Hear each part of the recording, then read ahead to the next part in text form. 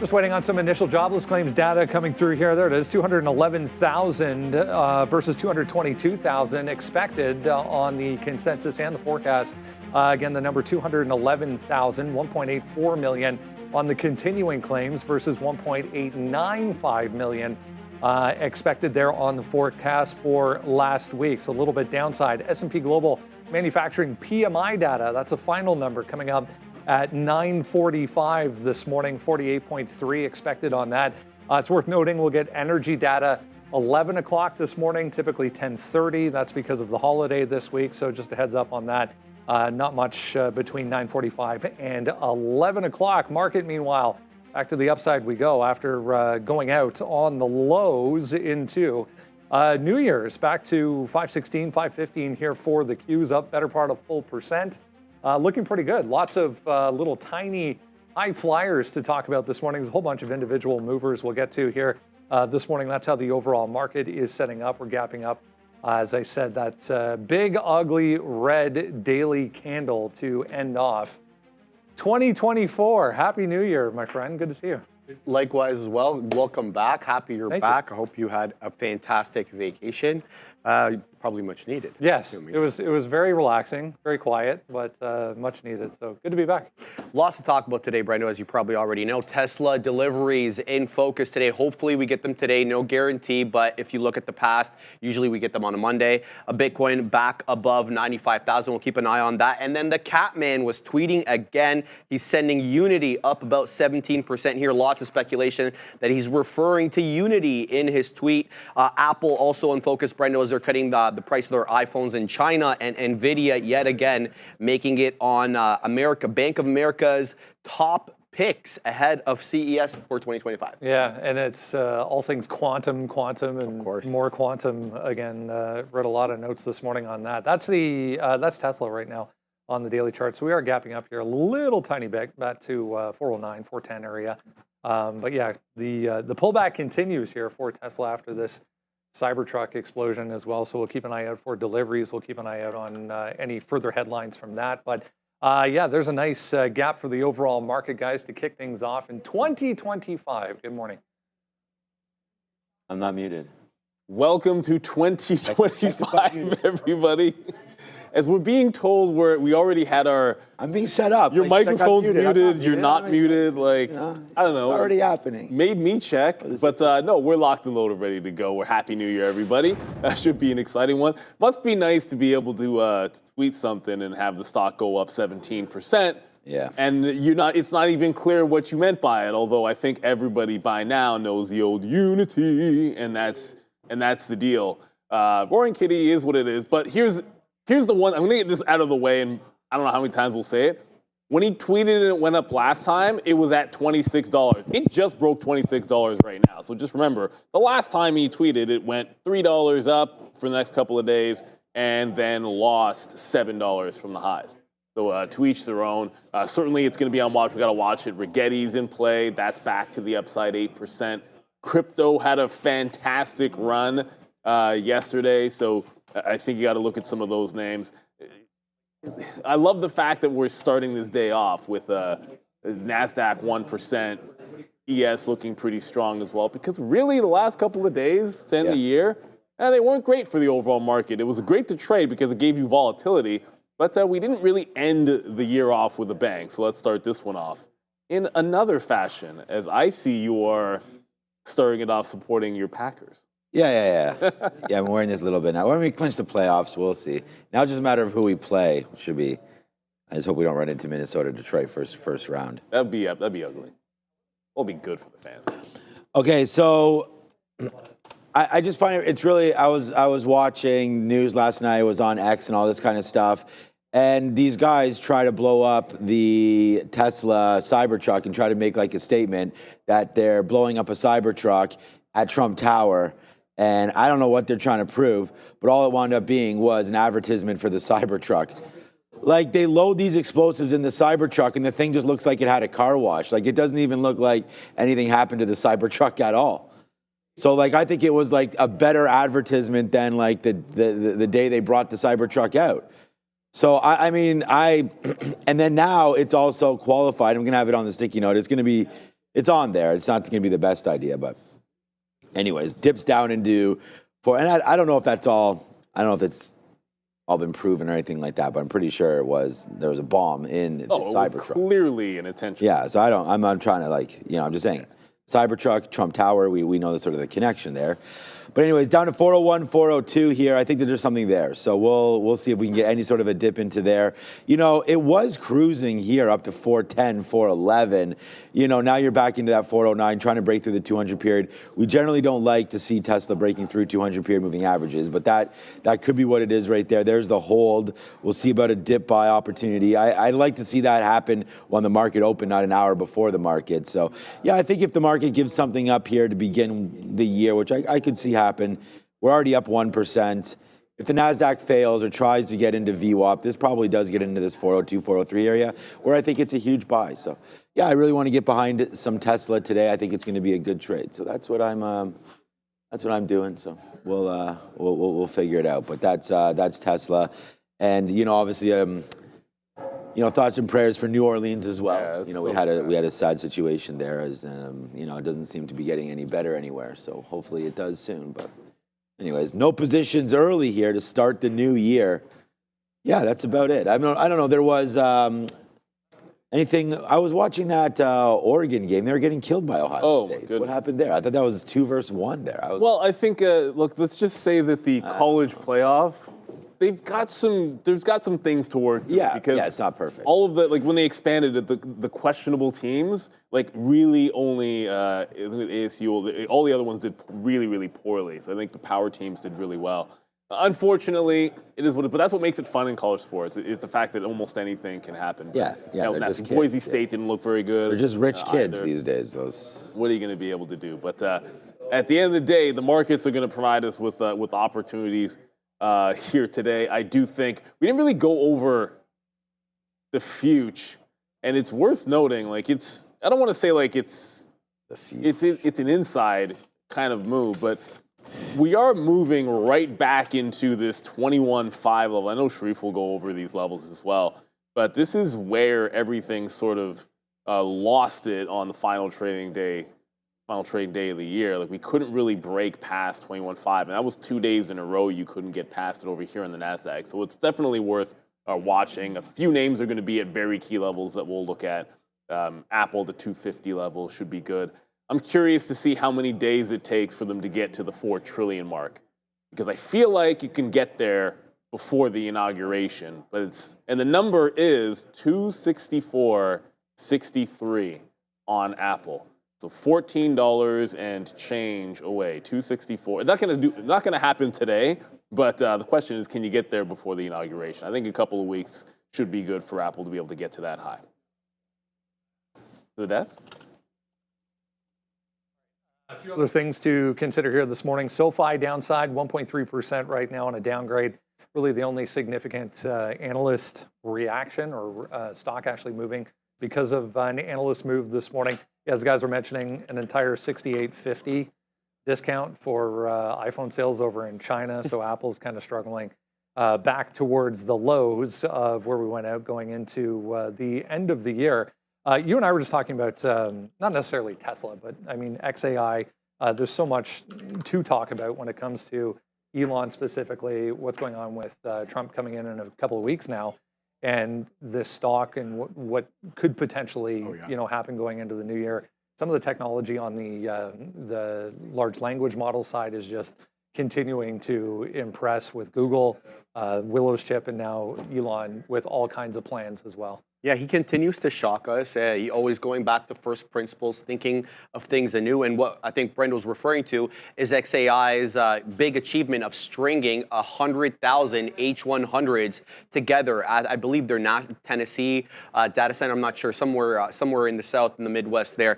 And now that's not the only thing he wants to do. He wants to string 1 million of these together. So he wants to put the biggest supercomputer ever put together. And we'll have to wait and see how he all does that. But what the technological challenge that was holding him back was the networking side of things. He seems to have figured that out, so we'll keep an eye out on that. But I reported on this last week, Brendo. We're expecting the Juniper, the refresh of the Model Y, widely seen driving around in Texas, seen driving around in California. So you kind of expect deliveries possibly to start being in Q1 or Q2 of this year, which could help boost sales, right? Yeah. The Model Y, we're going on 5 years now of an older redesign, so definitely can move the needle. Something else to look forward to. And I mean, in the past, he's typically hasn't been overly forecastable, I guess if that's even a word, when it comes to the release of a new model. With the Model 3, it was kind of, we're expecting it here and then there, and then the date just kept kind of ping-ponging all over the place. So yeah, hopefully we'll get that to look forward to as well. Not all rosy so far this morning. Chinese ADRs downside. Here's BABA right now,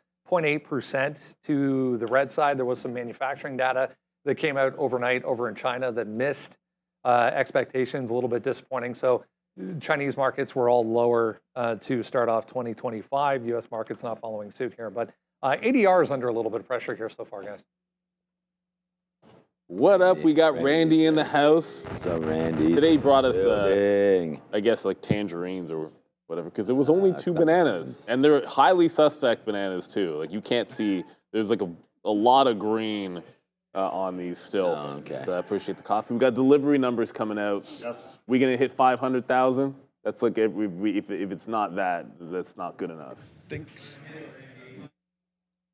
Yo, Mike. I think so, but I'm holding a little reservation there. Where's the bull? I want the bull case, man. Give us that bull case. Because you know what? And by the way, did you see what happened to Rivian? Yes. Rivian had quite possibly, it was like the last trading day of the year was nasty for Rivian because in the morning it was one of the strongest stocks in the market and it sold everything and then some. And Rivian's done this, it's now like 3 times off of this level at $10. Yeah, we get a pullback, and there's underlying things going on here, but this is a time play. That's all it is. Yeah, you got to be patient. You got to be patient, and you said it. We've had this discussion before. Lots of good things in the works. Are they here yet? No. Well, it's always about what your time frame is. Yeah, exactly. So, like I said, there's lots of good things in the works. It's a wait and see sort of play right now. There's going to be some pullbacks and bounces and little news items that we can trade. It is what it is. Well, I certainly hope it holds the $10 level again on Rivian. We hope those delivery numbers do give us the 500,000. And we got deliveries from the Chinese names, and I think it's interesting because there was a time when these would be whenever the start of the month would come, these would be the flavor. Like you'd look and be like NEO and XPeng trading. This is NIO. Oh, look at that, 1.6% and a barcode this morning. Absolutely nothing happening on it. You've got XPeng is flat, more or less on the day. It's down a little bit, but only a couple of percentage points. And then Cherie's favorite. Well, it's probably not his favorite anymore. Li Auto as well, basically flat. So these names they're just not what they used to be in terms of volatility. You know, and obviously that's why we trade Tesla every single day. But I cannot get over, I know we were short Rivian on Friday, but not until it had already busted VWAP. I think it's not a good sign when you revert a move like that and end up going into the red.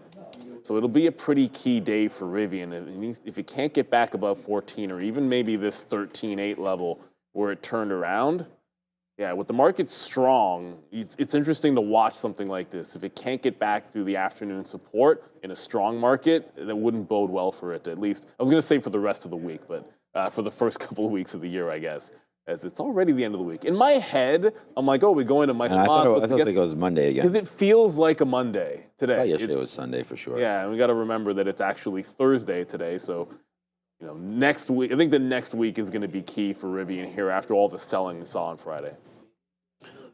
It's a pretty good Clementine.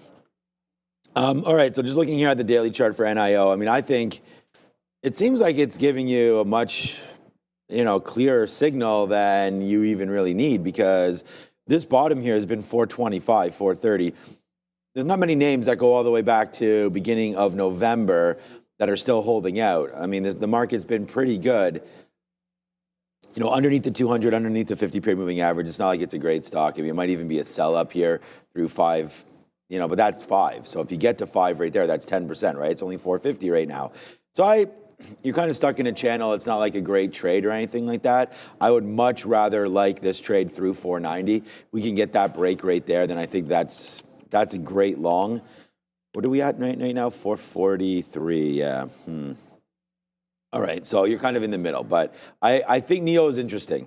You know, you get, let's wake it up. That's a good one there, Fabian, because I think if we can get down into 430 again here, that's worth picking it up and then, you know, trying to see if it can hold 420s or give yourself a very, very tight stop right there. I actually bought some crypto last night. I bought some Dogecoin and some more Cardano. So we'll talk about some crypto as we go here with Bitcoin 96.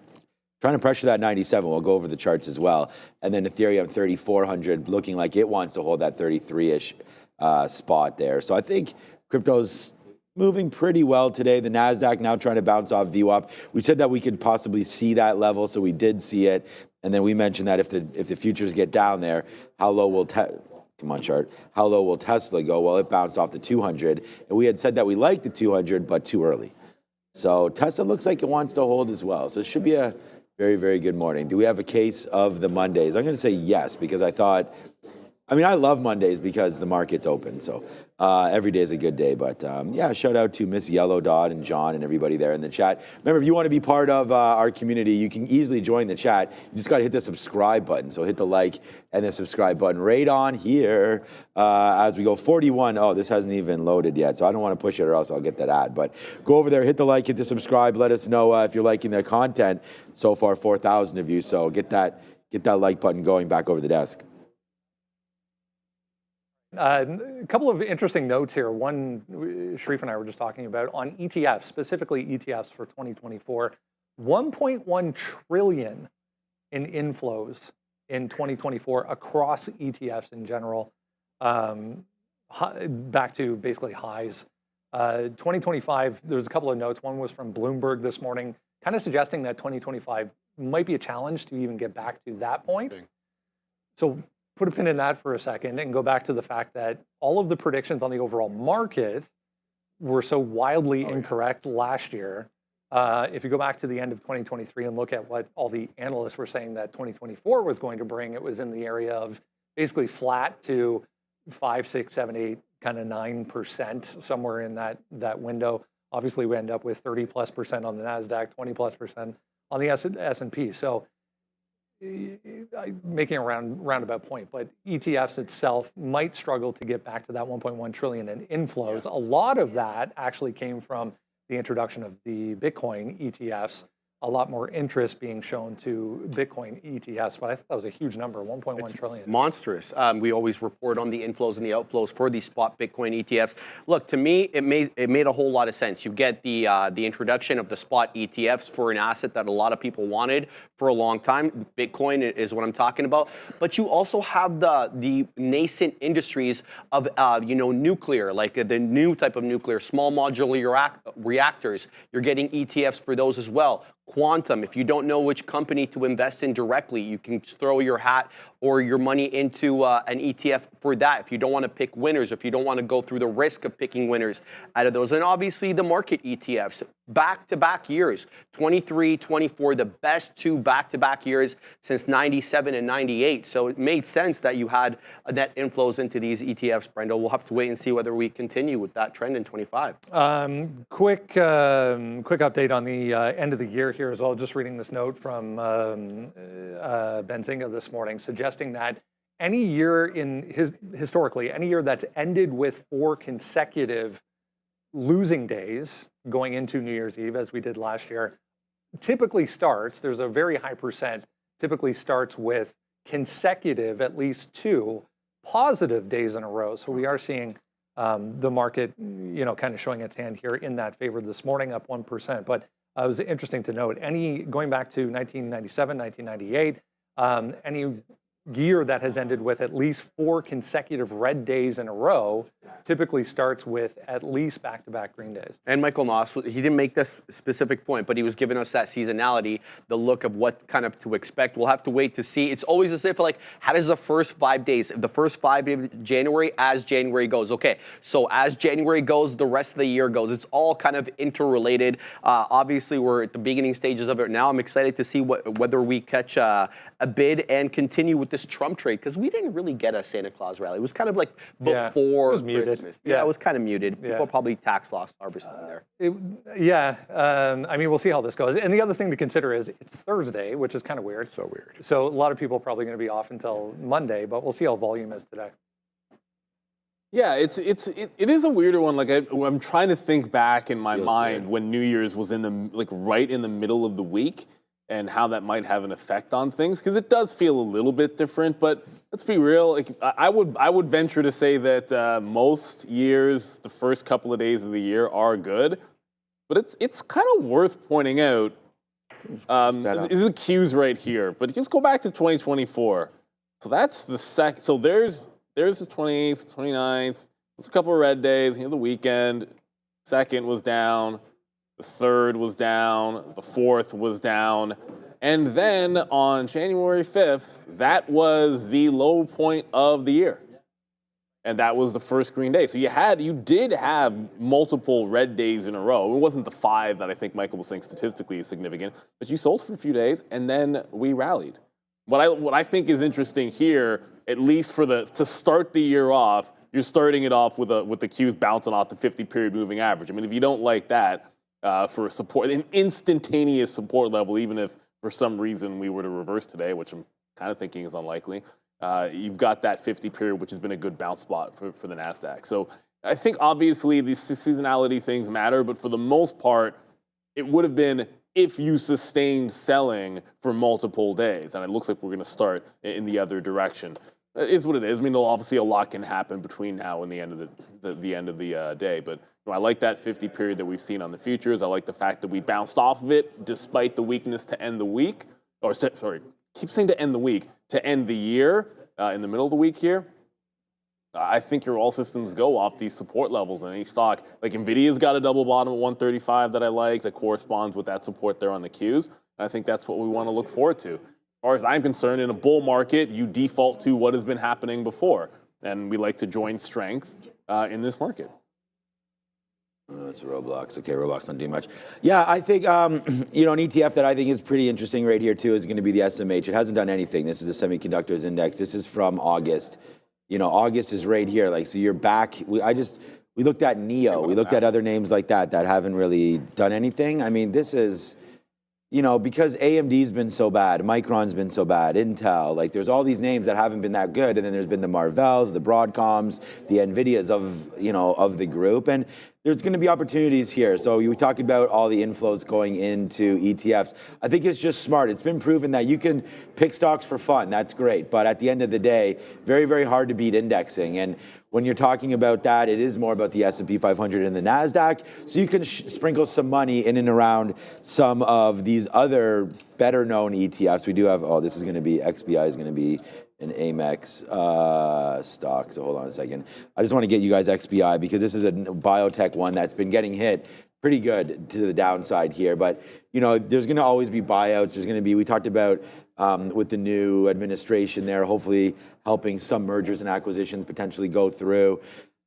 The rate environment is interesting that we're in right now because we are going to get a hold in January, but then the rate cut cycle should start back up again as we'll wait to get more data dependent and how that all is. But you're into a nice little level here where I think buying some biotech. There's also IBB is another name that you could pick up down here as well as we wait for more AI to hit the space. I think that will be the thing for this, more ease to test, hopefully bringing down some of the costs of getting to that stage 3 or whatever, trial successes they need. XBI actually up 1% here today. I didn't even realize that until we just called it up. So, all right, good with the market. If we're ready, are we going to Adair yet, Fabian? Okay, all right, then it's Adair at the screen. It's actually a very action-packed upgrades and downgrades list, even though it is right after the holiday and actually holiday shortened week, first day of the year. We're going to start with Cloudflare. Up about 6% here with an upgrade from Goldman Sachs and a $140 price target. Evergy here getting upgraded by Ladenburg Thalmann. Topgolf, Callaway, which this is a name that can certainly move. Keep an eye on this one. Getting upgrade today from Jefferies Financial, up about 7.5%. CBRE here with an upgrade from Jefferies as well. Then on the downgrade side of things, starting out with Mag 7 name Alphabet, up on the day but downgraded here by JMP Securities. Certainly a name to keep an eye out here for 2025 as it's now entered the quantum space as well. L3 Harris here, Palantir partner, getting a downgrade from Raymond James, but also up on the day so far. Lockheed Martin with a downgrade from Deutsche Bank, and Biogen getting downgraded here by Piper Sandler. Quite the list, guys. Back to you. Yeah, JMP Securities with the downgrade on Alphabet. Yeah. I thought Alphabet was going up, though. JMP Securities, every time I hear that particular analyst, it just makes me think of, because obviously JMP, JPM, I think of Boiler Room. Oh, okay. Because it's, was JT Marlin or? Marlin. Yeah. JT Marlin. JT Marlin. Not JP, yeah, JT. So, I'm going to have to rewatch that. More power to them. I haven't seen Boiler Room in, I got to rewatch it. It's probably at least 15. It was like a DVD that I kept. Like, I don't even have a DVD player. I don't even know how I can play DVDs. Like, our PS4 is broken. Oh, we have like, a I don't Blu-ray. even know how I'd... Or maybe it was a Blu-ray. Maybe it was a Blu-ray. Yeah, one of the last... But I still can't play a Blu-ray. I don't have anything that would play a Blu-ray. Nothing. I don't have anything. Switch doesn't play it. Like I said, broken PS4.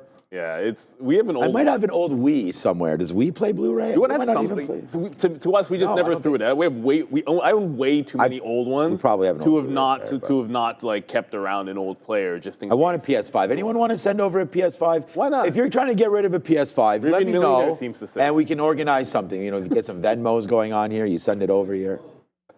I probably do have an old Blu-ray player somewhere. You can probably pick that up for 20 bucks. Dig it up from the attic. Why is it a trap? Have you seen Boiler Room, Fabian? Yeah, of course. Good, right? Yeah.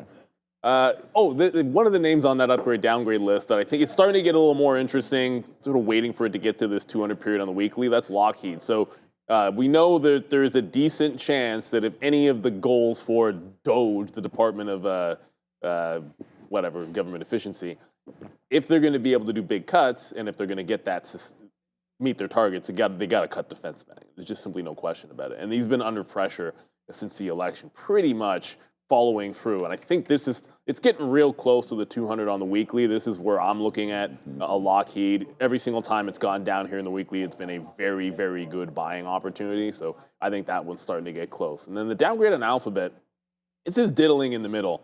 I think if you're looking at Mag 7, I like, obviously Tesla's in play, deliveries later, Nvidia's Nvidia, Google diddling in the middle. I just feel like it can be an over-under at this prior close 190.60, but if you're looking for weakness in a Mag 7 name, well, Apple just went red.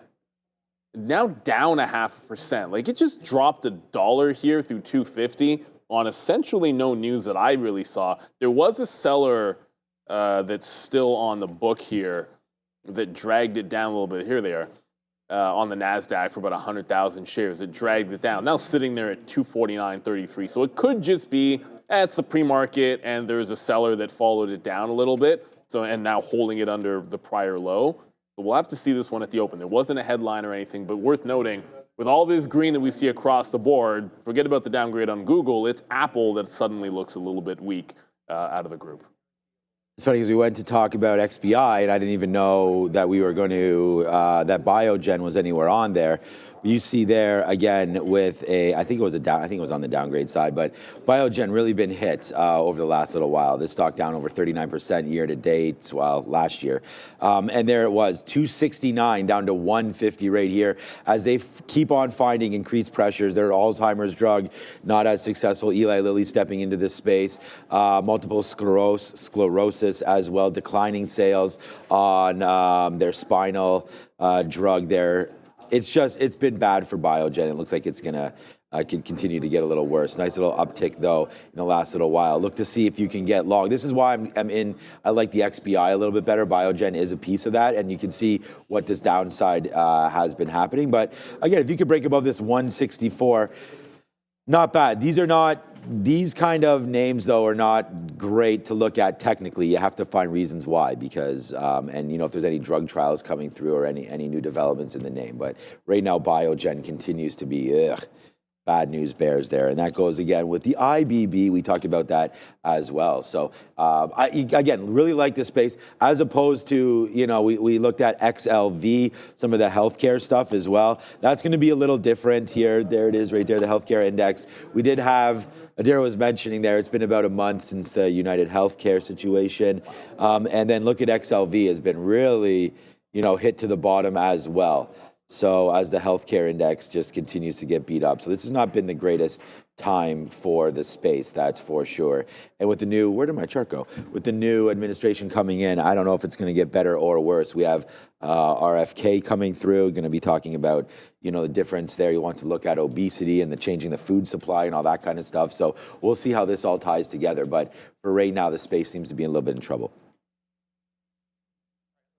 Everything we need to know here, as always, we'll kick things off with a look at the overall market. 59.36, guys. That's where we closed out on Tuesday on the ES March contract. We're well above that level, already knocking on the door of 6,000 points. So here's the deal. We're going to use 6,000 as a resistance. If we continue to be at the current level we're at right now, 59.50 as support. All right, if you haven't done so yet, make sure you grab the absolutely free watch list. Comes every single day right to your inbox. All you need is your email address. Hit the link in the description, top link. Just go down right now. It's the very, very first link. It'll take you there. You just sign up with your email address. We are getting a bit of a move here downside right now. Tesla just went green to red in a hurry here. Just keeping my eye out for deliveries possibly coming through here because it looks like we are getting the move that would typically accompany. There they are. 495,570. versus 512,277 estimated. Again, Tesla Q4 deliveries 495,570 versus 512,277 expected. So, yeah, better part of 20,000, I guess, to the downside there. Just sliced through 400 and continuing to go here now 1%. Yeah, it's a major miss, Brendo. That's a major, major miss. Now this is going to actually have them down on 2024, delivering less vehicles than they did in 2023. In the third quarter, of 2024, they delivered 462,000 vehicles, which was a 6% year-over-year increase. Analysts, as Brendo was talking about, expecting 510,000 vehicles, short of the 515 that Tesla had guided, but still would have been a record. Their previous record was 484, so beating that for Q4 of 2023. But look, the market already letting you know exactly how it feels. Down into 390, Brendo, off that 411 top we went. Yeah, there goes that gap we were talking about earlier, guys. Downside, more to come possibly here even. When Randy's right, Randy's like you got to be like Randy said it was like, oh, give us something bullish, and Randy was not bullish. He was very tepid on this, and he's our automotive guy. So 495 instead of 500. There was a breakdown at 400. I canceled the order already. I did try to get a break, but you had no chance. You had absolutely no chance to get the 400 break when the news hit. We just punched in terms of like this is insane. Like if you look at levels, I feel like long term we're probably headed back into that 50 period and that 360 breakout level. You could see this is one of those days that Tesla can do double digits. There's no question about it. So if we do see that kind of a move, that would put us down around that 360 level for a bit of support that we do see. I want to see if we can't get the first available push up, let it settle down. Liquidity is non-existent right now. Yeah, we got hit there. We tried to, there's stop a fail on there. We tried to go long there at 400, and that did not work. And then we just flipped it over a little bit. So we're doing fine now. We're $3 into the money. But yeah, a little bit degenerate there. As I was like the same way. I was like, oh my God, this is like come right into our levels. So let's scratch the itch right now. 383.50. Get some more out if we do break through this 385. Now $5 in the money. But at the end of the day, we already went short. Tried the long there, 400. Tried it again. We were able to get something out. But then there's the break through 390. And I was like, okay, we got to get out in there. Like we're sitting right here at, there it is. 383.50, now $6 in the money to the downside there, but it's just a back and forth trade on Tesla. We'll be net negative, but yeah, mission passed on going short, so thank you for that. But yeah, the long was not a good mission there, but right into 400, and we were watching it. So yeah, not good. I don't even have it on my Benzinga, so I'm going to throw it back over to the desk to maybe get some more light on this. They don't have it on Benzinga. A bit of a breakdown here. Model Y, Model 3 and Model Y, 436,718 produced. Deliveries were 471,930. That's up 5% only. Other models, 22,727. So the S Plaid, the Cybertruck, I guess, is included in this. 23,640 versus 22,727. So again, a little bit to the upside. Again, that's Q4 specifically. Overall, they produced approximately 459,000 vehicles, delivered just over 495,000 vehicles. So that's a bit of a gap as well. 459 to 495 produced versus delivered. Obviously, the benefit of a hindsight always helps you see different things, but I want to let you guys know that people were talking on X that certain Model 3 and Model Y categories in the United States were being offered with free full self-driving. And so if you actually went through the process of buying the car and you went to the checkout, it was included there. So kind of, you know, looking at it in hindsight now, maybe he was offering that, or Tesla was offering that to move the needle on deliveries because they kind of knew that they were going to miss, guys. To build on Brendo's point, when Q4, the Model 3 and Model Y production, Fabian, the amount of cars that they actually produced, 436,000. They delivered 471,000, which is interesting, meaning that they were holding more inventory from the previous quarter that they had to offload. Obviously, that's not something they want to do. Brendan. You were making the point of essentially this. Do you have the 2023 number there by chance? I do. I have it right here. Here's 2024, first of all. So 1.7 million or 1.77 million totally produced, 1.789 deliveries, and then that's versus 2023, as you were saying, a little bit lower. Yeah, 2023, excuse me, we had 1.8 million total deliveries. That's going to be the same thing for 2024, if not a little bit less. So that's not what you want to see year-over-year flat numbers like that. We'll have to see if some of the new models, possibly the Juniper, as well as the codename Model Q, that $30,000-ish entry-level sedan helps move the needle in 25. The bounce is in, apparently, though, here right now, guys. The bounce is in. I got 90s to 95s right now.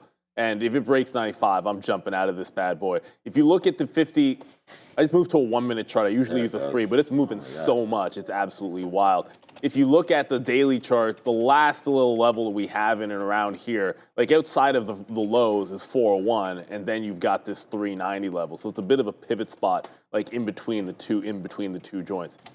I feel like a miss like this, I know the dip buying has definitely come in, but I'm still going to lean looking for the shorts if we're underneath the 400 level. So I have 90s right now. I don't want to be adding to this until I get some kind of a red candle because I'd like to see the curl. Like I just took it at the 90 level. I want to see it put in a little bit of a curl if it can do that. Because this is a move where if Tesla ends up red today or holding red today, then I'd be surprised if it didn't see the 370s, maybe not necessarily that 360 level, but it was a pretty big miss across the board there for Tesla.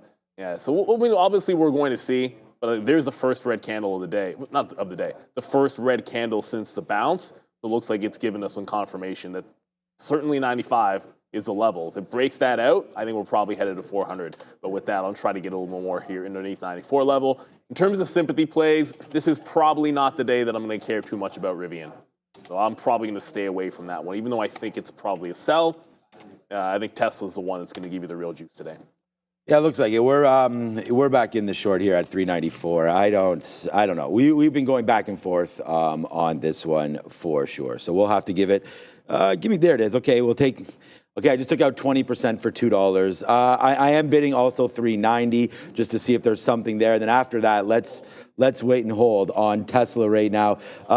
Production. So just in case you guys are a little bit late with us, there 459 deliveries versus 495. So that's pretty bad. That's a pretty big miss there for Tesla. So now we'll wait to see. And we had noted that we wanted to mark that down as a delivery expectation. It's on our watch list there today. Yeah, make sure you do scan that QR code right there because we do have a special offer. Wrap up 2024 with a massive savings from Trade Ideas right now, exclusive to Trader TV. Viewers get 25% off any subscription with code tradertv.live or go big.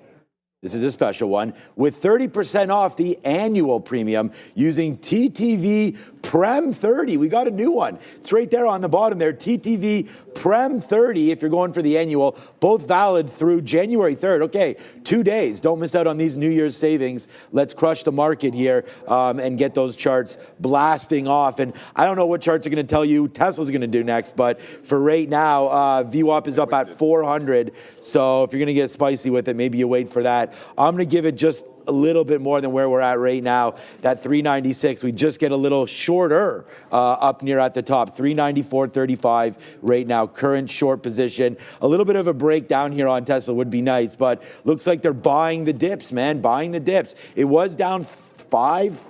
Was it down 5%? I don't know. It was down 3 and a bit for sure. Down over, that was 410 there, all the way down to 3. I can't believe we have a 383 bid take right there. Doesn't matter, but that was a good one for us. Okay, here it comes in right now. Making a little bit back here, Neil, as this is coming back in with a decent average price. And starting now, all right, let's go. Let's get some more out here. We just bid some out here at 492.60s. We're bidding, trying to bid again. It looks like it may want to hold now. $1.70 in the money on some shares now. So here we go. A couple more reloads up at the top here for Tesla. I just think I'm not sure this is like a disaster situation or anything, but at the end of the day, Tesla was performing so well over the last little while. I mean, obviously we've had a dip down, but that move since November here on Tesla has been pretty epic. So, maybe time to slow down just a little bit. Yeah, another out right there, man. There it is, $3. We're starting to take some outs here as we've got shares on. There it is, that we've got some shares on board. Neil, let's break through this 390. 390 goes. Yeah, let's get this party started right now. Yeah, if 390 goes again, I think you could be, you're obviously going to be under a bit of threat, but the flat bottom break, if you just look at the range since the top of that 400, it's like an $80 range up top. Booyah. So the amount that this can really get going to the downside, I just feel like it could get nasty today on Tesla. So not to take anything away from the long term. I still like the stock. I think it is what it is. You kind of, left brain, right brain here. You want to favor some shorts. I'm at 88.8. Why would you put 88.88? That's such a ridiculous number. I was bidding 388.88. I'm going to get in front of 89 because it looks like it's starting to hold. But yeah obviously it's not a good day right now for Tesla, but a lot can happen. I would expect you might see an imbalance on Tesla. So in the last 5 minutes before the open, you're going to want to make sure if it comes out a massive buy imbalance, probably want to look to trend or trade a little bit out. I was talking about notes that I make for myself, and one of the things I wanted to pay more attention to is in the final 5 minutes before the open, never take shares running against you. So I'm trying to offer more at 395. But if at 925 to 930, we're screaming to the upside going into the open, then I don't want to take any fills against the grain in that 5 minute window. So that's going to be what I do on Tesla. Still trying to get these 89 bids if we can, and then we'll see how far it can go. I still think this is a situation where off the open, I'm going to want to be ready to make some trades when we get a little bit better liquidity. No questions asked. So Tesla, not looking very good. Chill vibes, yeah, the 52-week high, 488. I mean, you can stick a fork in numbers like that. And I said we don't care too much about the sympathy play, but it is worth noting. Rivian did kind of move down a little bit here. I'd watch out, because if Tesla does bleed and does have a 5, 6, 7, 8, 9% type of day to the downside, you're probably going to see some collateral damage in some of the other EV names. But Tesla's the one you want to watch, 5.5 million in volume. If it puts this higher low in, probably don't need too many offers in there. If it puts this higher low in, going to wait for that curl at the 395 zone. As long as it's under 400, then I still believe we're looking shorts on Tesla. But let's go off. We got to finish out the rundown. Tesla's going to be on everyone's minds today, but crypto, a little bit of a pullback as well in Bitcoin. Ooh. Yeah, a little bit right now. We're still nicely green to the tune of about 2%, but off 92.5, we get back to 96 and change here for Bitcoin itself, equities not bad right now as far as my list anyway, still on the positive side. Yeah, we'll keep an eye on MSTR as well, Brendo. It's up in the pre-market here, about 2.5%, but very volatile last week for MicroStrategies. I just want to share with you guys some analyst predictions about where Bitcoin could be for 2025. We kind of went over this on Tuesday. You have CoinShares here with the most, conservative of price targets, $80,000 to $150,000. But then you have like people like Matrix Point, 160,000, Galaxy Digital at 185, and then Standard Charter with a nice move there, 200,000. So lots of bullish analysts right now on crypto and on Bitcoin specifically into 2025, already up 1 3/4. Yeah, as we said, a few other ones. Here's Coinbase back downside, 2.5% still on the positive side of things. The mining group, Mara, still 3% to the upside. So green across the board here. Yeah, there was like just a little rollover. I mean, it's nothing too crazy there. It's right into like a prior high at 95.8, but it is pretty distinct because since the start of the year, quite frankly, Bitcoin has been rallying rather nicely, and you are breaking a little bit of a trend. So look, it's pretty simple. I think if we don't get back in this consolidation area in the 96.5 zone to make any kind of a breakout, you could have a little bit of a trend down. And if there is any weakness in Bitcoin, I don't think that bodes well again for MSTR. MSTR has twice dumped off of the 320 level. I don't know that you get a shot at trading off of this level again. So I look at the afternoon resistance of 308 here. Or it wasn't even afternoon, it was the late morning resistance at 308 in the pre-market high. If we don't break away from that zone in Bitcoin and continue this little bit of a pullback, I think MicroStrategy is the one to watch. Shorts in front of that 308. If we break out that top again, I think you got to look over and just trade Bitcoin itself. Like I'd probably go to IBIT if we break out that top and look for shorts in MSTR at the 308. I was talking about this a little bit. We still got some shares on here for Tesla, so I gotta watch out for that. I might get some more out at 90 right here on Tesla. I'm gonna put a bid there at 90. Cancel my 89s and see if we get a 90. There it is. Okay, good, Phil. Just as we're talking, it just coming back into 90 there. I don't have too many shares, but I have enough. So I'm going to make sure that we get out there on that move back in. I like $4 or $5. All right, so right here, come on, just keep bringing it down. We got 10% of what we had left, but we still got some left, that's for sure, including 90%. All right, so here we go. Bitcoin, nice little move. I bought yesterday on the dip for Dogecoin in and around 33 cents. So it's not like it's up huge or anything like that, but I don't mind it. I just thought maybe a run into January 20th. Just as a possibility. And then I did buy some Cardano as well, a little bit more there. We were selling near the top, so I feel pretty good about some of the stuff that we've been doing right now on that one. And oh boy, here we go. We are starting to now get a little bit of a flush in on Tesla, which is, flush, I don't know. I'm bidding 306 now, 386.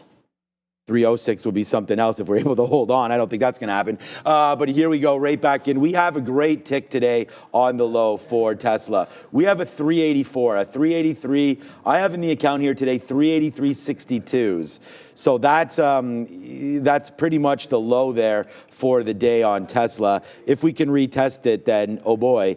But right now, making some money back here on TSLA as we start to fall on that one. This is going to be just a huge story, obviously, as the market continues to hold, but looking like a little lower as maybe some of the enthusiastic buyers have stepped away now and wait to see what does happen here and how this name potentially flushes out. Remember, we still have the imbalances that come through on Tesla, which could be a little slippery slope there to the downside. So TSLA right now. Best out there at 390. We'll wait to see what happens here moving forward, but it looks like it's going to be just one of them days for Tesla as we wait patiently to see what the outcome is off the open. I am bidding 386.05 to take about 10. That would be $9. And if we can get that, I'm going to get out of 25% of what we have left, which will be about obviously 20% of our holding in the initial spot because we just got out of 10. So, all right, I don't know. That's going to be a little bit of a cover there, and then hopefully we'll be able to hold the rest all the way down. Was really dangerous getting long early, but the patient game here seems to be working out, and there it goes. So Tesla deliveries right now, the reason for the down guess tick. who super chatted? You know something bearish just happened when we get a super chat from Kyle Bertet. Thank you, Kyle. I appreciate you. DXY screaming into 109, strongest dollar since September of 22. So obviously the USD has been doing very well since the election, and that trend is continuing. Shout out to you, Kyle Bertet. Thank you very much for the super chat. We appreciate you for sure. But we got to get through this rundown. We only got 10 minutes left, and Tesla wasn't the only thing that just pulled back there.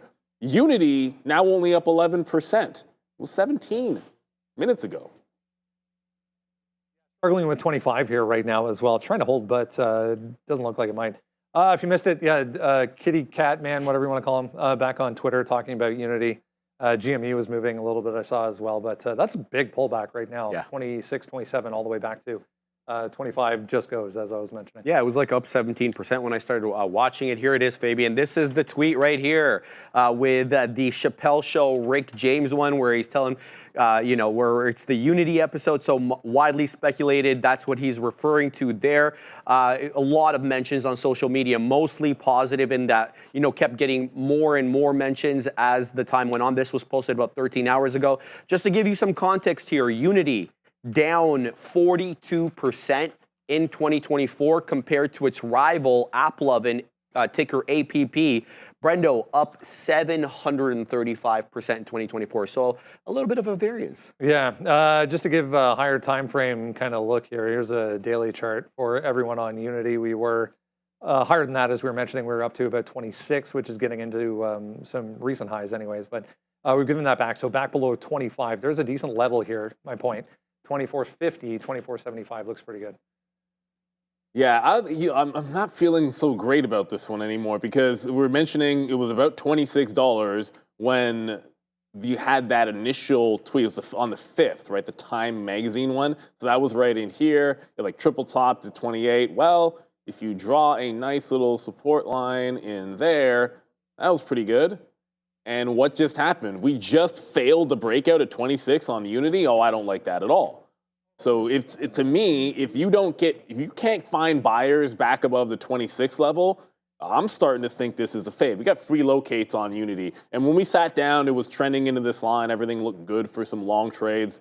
And I'm not necessarily thinking that as much. Unless you can get back above this 26 level. Like, look what happened when it barcoded underneath that previous support line at 26. Yeah, I just feel like this turns into an over-under, and it's decidedly under that 26 level right now on Unity for me. 86. Yeah, I'm at 80. I'm at this bid right now at 86. I don't want to miss this. I'm at 86.05. Okay, you're starting to bounce. Maybe I might just, you know what? I just punched out of a little bit there at 50. I pulled the rest. So I did have a double bid down here for double the shares. So we just punched some out there at 50. It just took 2 more seconds getting that coffee. I would have saved myself 50 cents there. But okay, now coming back in. Wow. Hoo-wee. Ooh. This is, okay, we're supposed to talk about Unity. Let's just go over to Unity real quick.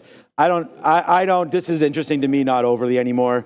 All right, so Unity right there. What I wrote down was wait for a dip back into 24 bucks. That's where the 200 period was.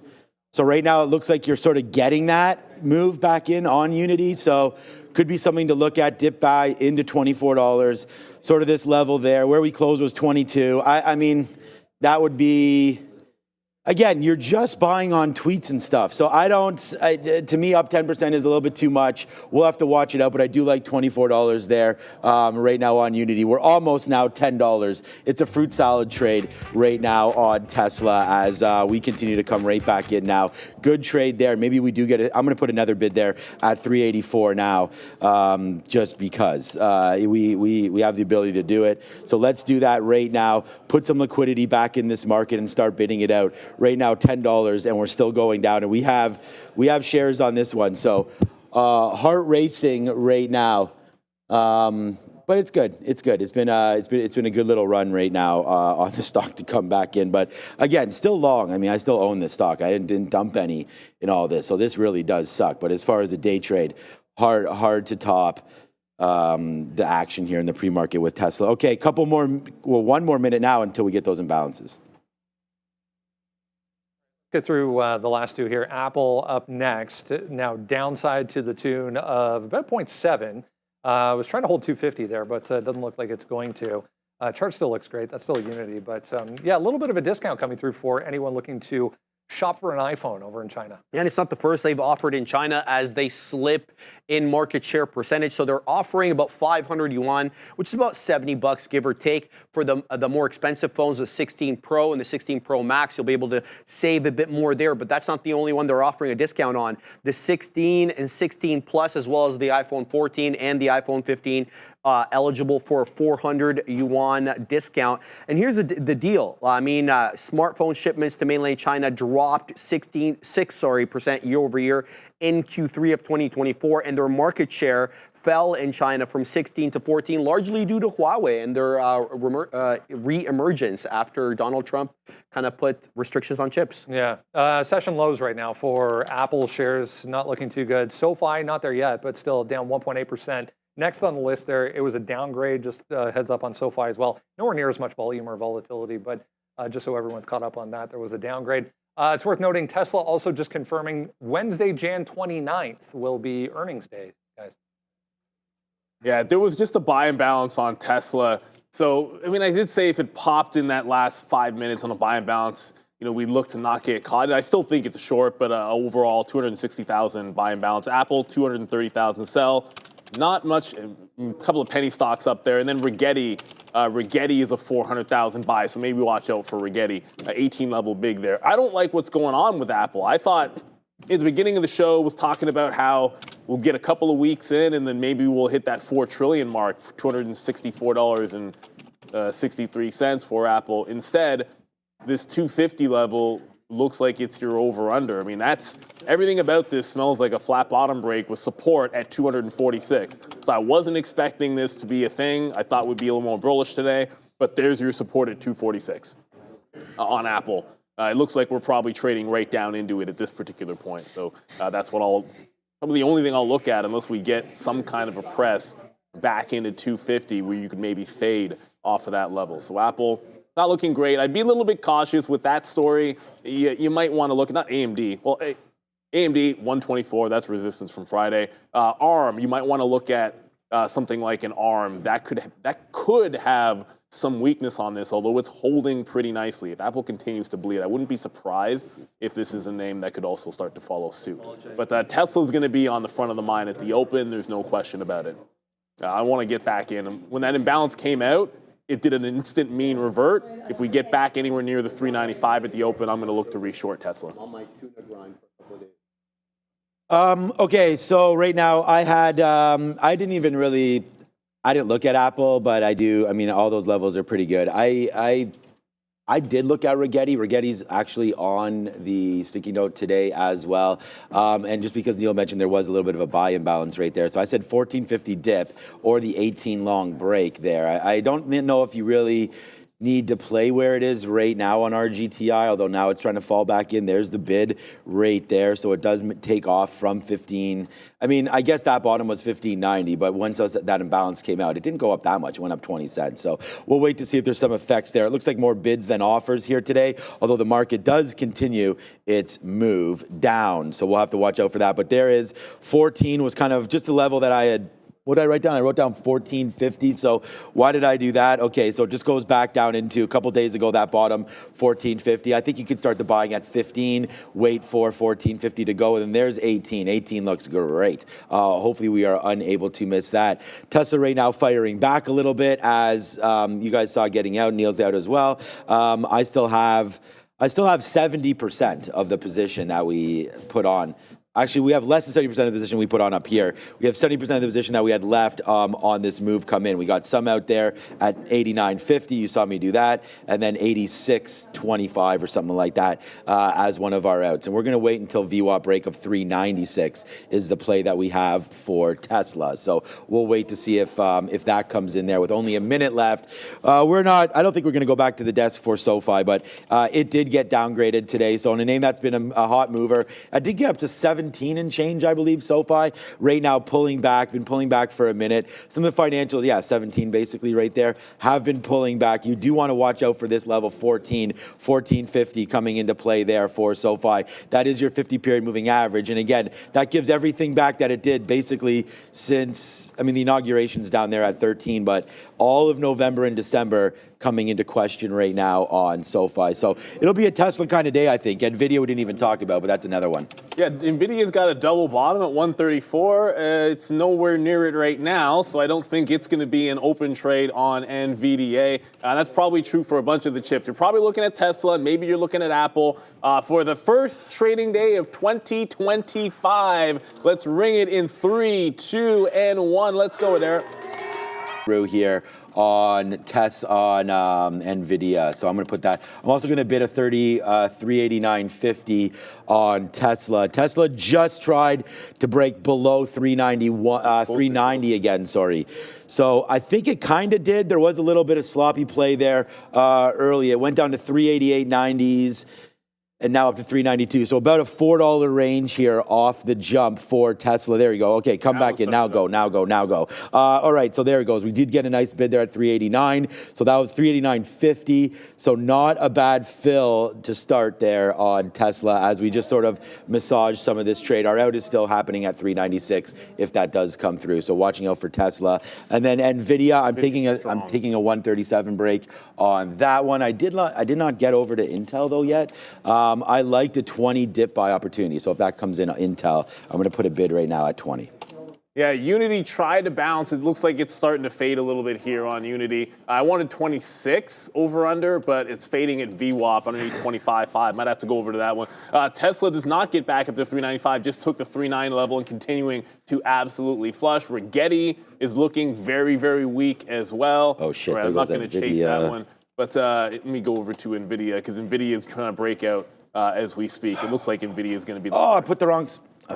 It hasn't broken. No, it broke. I got 137.01, but I thought I was on Tesla putting an order there, so I did get something out there at 136.90 by accident on NVIDIA. But I have it as breaking, but that doesn't mean that it. Okay, there it goes. Now it's breaking. All right, so now it breaks, but okay, so I'm getting something out. I'm long at 01s here on it. This is a big, huge trade, so hopefully this can really work out for us on NVIDIA. Yeah, buddy. Right now we have $8 in the money on Tesla, and now 70 cents in the money on Big Boy here for NVIDIA. All right, when it's your number one trade of the day on the stick, you better be taking some shares. So now let's wait to see what happens. We are clearing some out, though, in the 30s, in the 40s, now in the 50s for NVIDIA. Go, young man, go. The king is in the building right now with NVIDIA, and there it goes, man. Monster trade alert. I'm not even looking at Tesla, which is $8 in the money right now, but we have a little more profit, actually.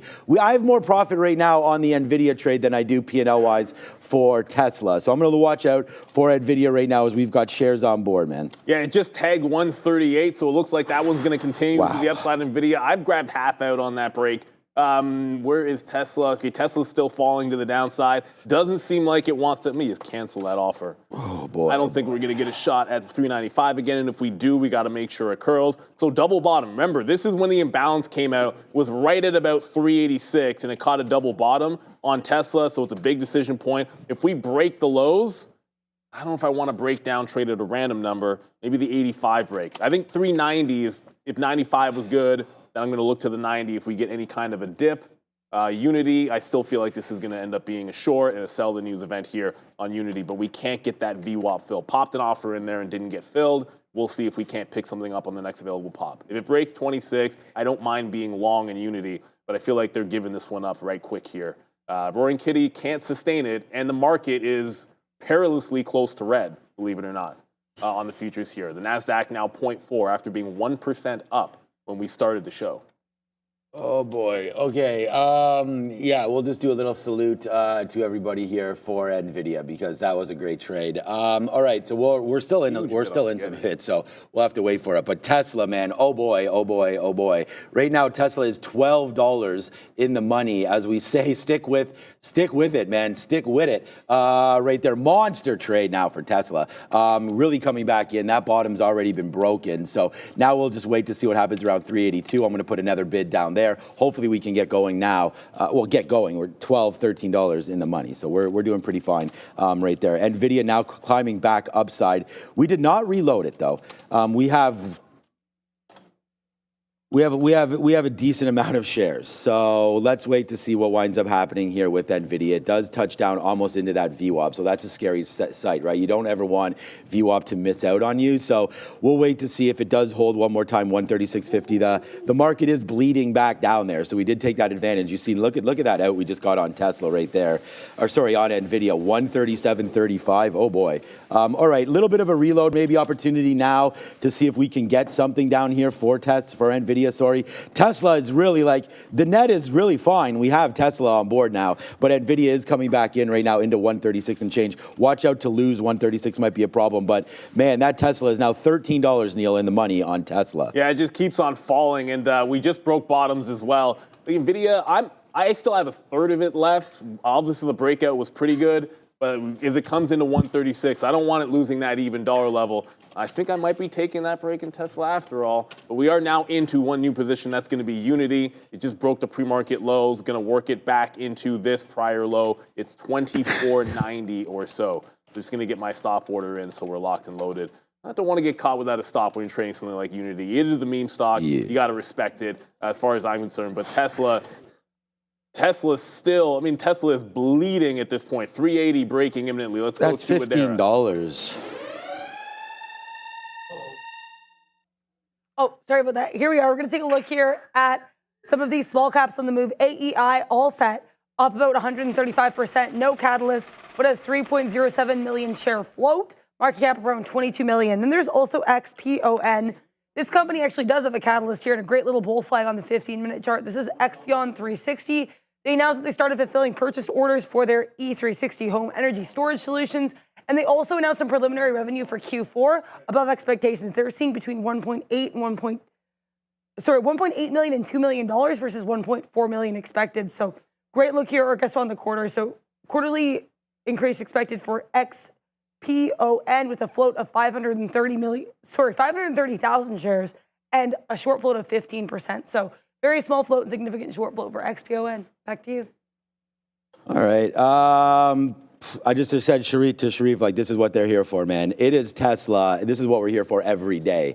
Nvidia just fell off, so that's going to be a negative right there. But we did get out of 75% of that on the break. We'll hold for a little bit more. We initially wrote down 135.50 as a dip buy opportunity there for Nvidia. So that came actually real quick, like right now. But oh boy, we'll take some more dip buys in that area of 135.50 for Nvidia, and then get a little bit more out there as it dips right into our level. But it's this name, Neil, that's really the big one today. It's Tesla. Monster trade to the downside there. Now over $20 in the money on this banger. So it's Nvidia 135.85. We just bought a little bit and got some more out up here near 136. So there goes Nvidia.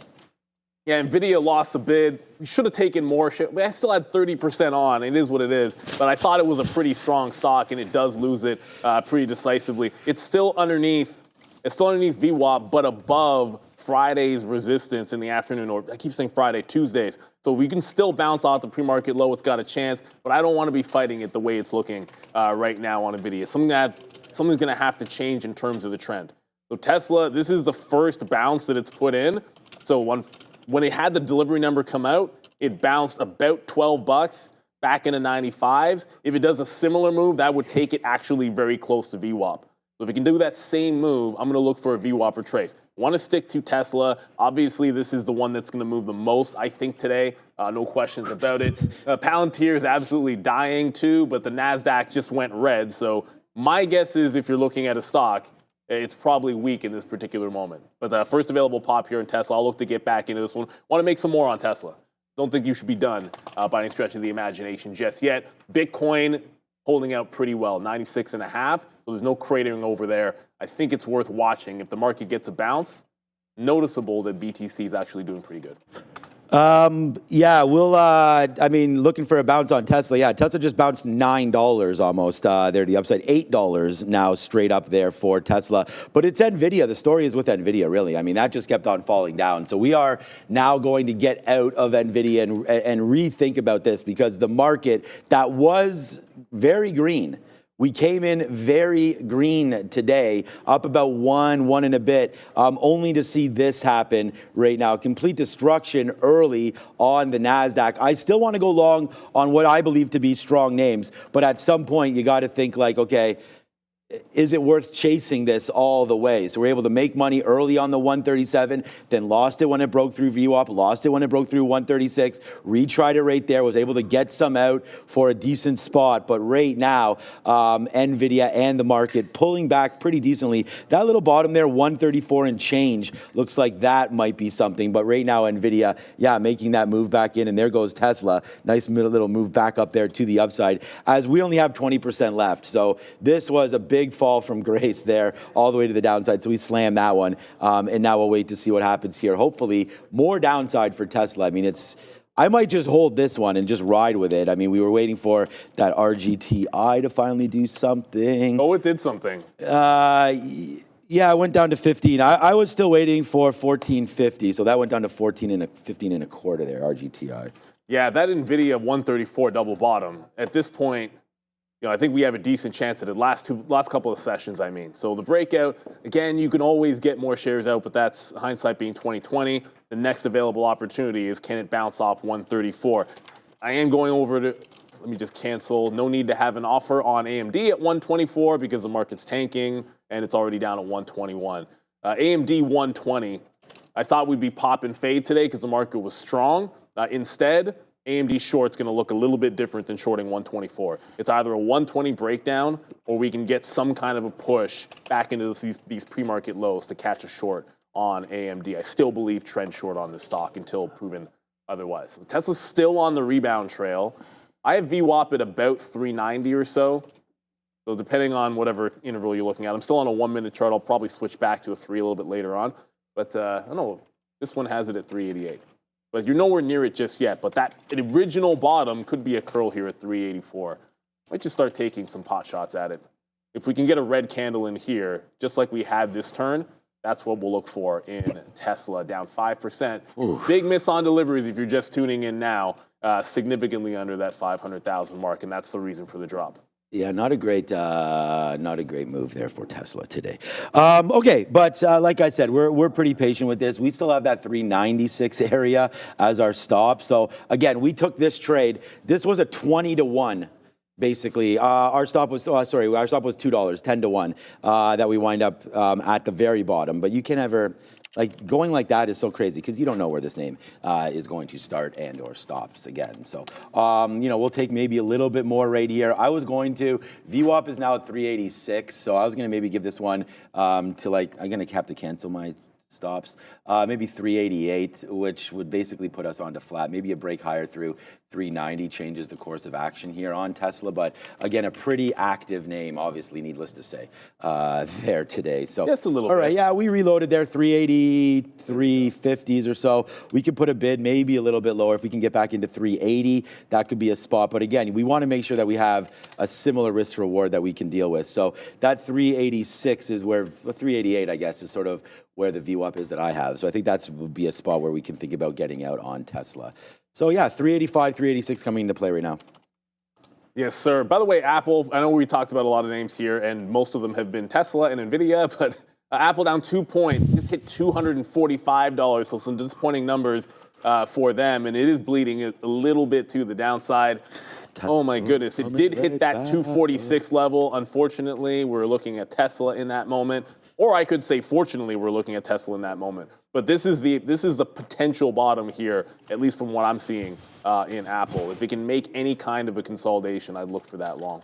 But I still think it's going to be trying to figure this Tesla. It's trying to come into VWAP. I have it at, whatever, VWAP can be a little bit different depending on when you start your chart. I have it around 87. I think Sean said 86. Today on Tesla, that's a distinction without a difference. every $5 range is what you're trying to trade around, I do think. So I think it's between this prior low, which is 83, into this 88. If it can't make a curl there, then you got to be able to give it up. NVIDIA is very close to 134 in that double bottom. So NVIDIA 134, Tesla VWAP, those are the two things on my mind right now for sure. Tesla 4.5 down.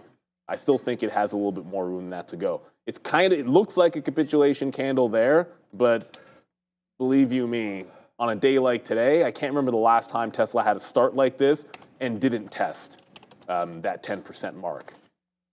Well, we're getting, oh man. So we're getting out of more Tesla here. We just reloaded that thing pretty decently again. We have double reloads up here right now. So that first one, 45. Okay, that was probably a mistake right there. Oh yeah, we got some out and then back in. Okay, so anyways, we take a nice bid right there at 384. We just reloaded this at 385, 386. Also, there's a reload in there right now. So we have triple the shares we had before underneath VWAP right now. We have numbers with Adara.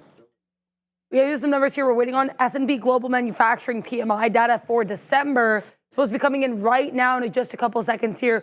We're expecting a print of 48.3, higher than expected, 49.4. So again here, 48.3 was the expected print for this manufacturing PMI data. We got 49.4, so stronger than expected print. We're also coming off here of a lower than expected initial jobless claims print. Then at 10 a.m., we're going to be getting some construction spending data.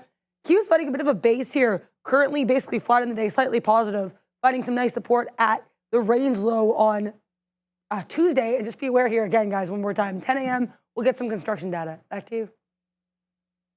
It's all right. This All is of a sudden, nuts, man. all of a sudden, What a day. AMD just caught a heck of a bid there. I'm looking at NVIDIA. NVIDIA went 30 cents. AMD just went $1 to the upside. Wow. Yeah, it might be worth considering patience on AMD. Whenever that's strong relative to NVIDIA, I think you want to be careful with the short on AMD at that VWAP. So I'll give it a little bit more time. Tesla just put in a topping tail and then it's trying to go red here. Again, if we break VWAP, I think we got to consider getting out of that one. Rigetti just lost a bit again. All right, Rigetti's right back down. It just tagged VWAP and heading lower on Rigetti.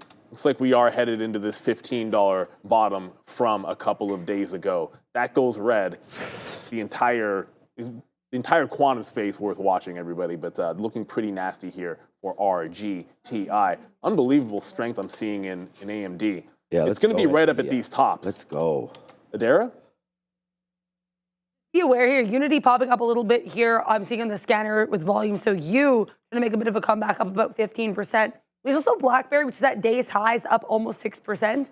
Be on watch here this morning announcing that they're relaunching their QNX brand, which I looked up. It's basically a software service provider brand of BlackBerry, saying they're looking now to reinforce their leadership in the automotive and general embedded industry space. So be with the relaunch of one of its subsidiaries and a almost 5% short float. Back to you. There, yeah, we know the Pretty QNX big. software there. It's a good thing they've kind of switched over to that because obviously that's what they're trying to make their bread and butter there with the software side of things. All right, so not in the hardware game anymore. All right, so there goes NVIDIA. We did buy that dip into 135. We talked about it. We wanted that 135.50 area. That lost it. So once that came in, that was our sticky note level. Once that lost it, forget about it. It's nice to see that AMD potentially is going to the upside. And NVIDIA is not really doing anything. We said we wanted, NVIDIA was down 0.5, was up 0.5% when we started to sort of dip into here to buy it. So now that we've got back into these levels, it doesn't seem like we want to break too much higher than 135.50. So what we had written down as past support now becoming slight resistance, it seems like here on NVIDIA. So with that being said, I'm going to take out another piece here at 49. And there we go. We take out yet again another piece. And remember, I'm going to have a lot of rapid fire outs because, again, we don't pay anything to get in and out of trades. I've already made 80 trades today and my fees are $8. So it's, very, very controlled situation where we can bid an offer and get some out. I'm waiting at 135.80. That is where the 50-period moving average is, so we will take that. And the only other name we've traded today has been Tesla. And we have a bunch of outs right now. We're just trying to scalp out for like $1, $2. Our best out there is 383. So that was a decent spot there to get some more out. Hopefully we can dip in on Tesla. But the delivery, everything's out now, right? So, we got to find out what that next story is going to be. Because, we already know they missed 450 versus 495, something like that, on their delivery number. So a miss there for Tesla. I'm out if we break above 388. So when that happens, we are out of this trade, 388 and change on Tesla. Yeah, that's where VWAP sits on mine. For sure. And again, it's always a little bit different, but VWAP sits on mine just underneath the 388 level. So I think you play every $5 range. This is where it's consolidating. If it breaks this out, it's also potentially breaking out the trend on the initial bounce. So if you look at the initial bounce, you want to continue to make lower highs. To me, like the second you stop doing that, you got to jump out. And the good thing about it is if you jump out here, it breaks 88, it could do a wick top on trend, and you can just get back in. That's one of the advantages of having direct market access or being able to make multiple trades. I don't mind getting wicked out and then just jumping right back in if it confirms that price. So what was I looking at a second ago? It was AMD. AMD's now holding above VWAP and still looking a little bit strong. The short was either 124 or it breaking 122. So a lot of patience is required, I think, on advanced micro devices. Suddenly looking, I think, incredibly strong. So there goes Tesla. It's going to. Is it? Did it break? It broke the even. It broke for me. Yeah, I don't have the even dollar as my stop though. I have it. There you go. I put mine at the quarter. I don't like even dollar stops. I'll usually put it 15, 20 cents, something along those lines. So the only way I'm back in, if you wick that top, regain underneath, then I want to short Tesla underneath VWAP. It's either that or look for the next trading opportunity out there, which could be Unity over under 26. That's looking pretty solid.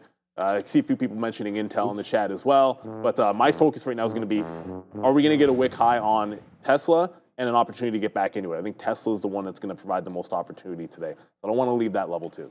Tesla and or NVIDIA right now $1.50 in the money. So we do that for you, Ozan. As there it goes upside. And again, we tried to catch this one and we did. So right now it's...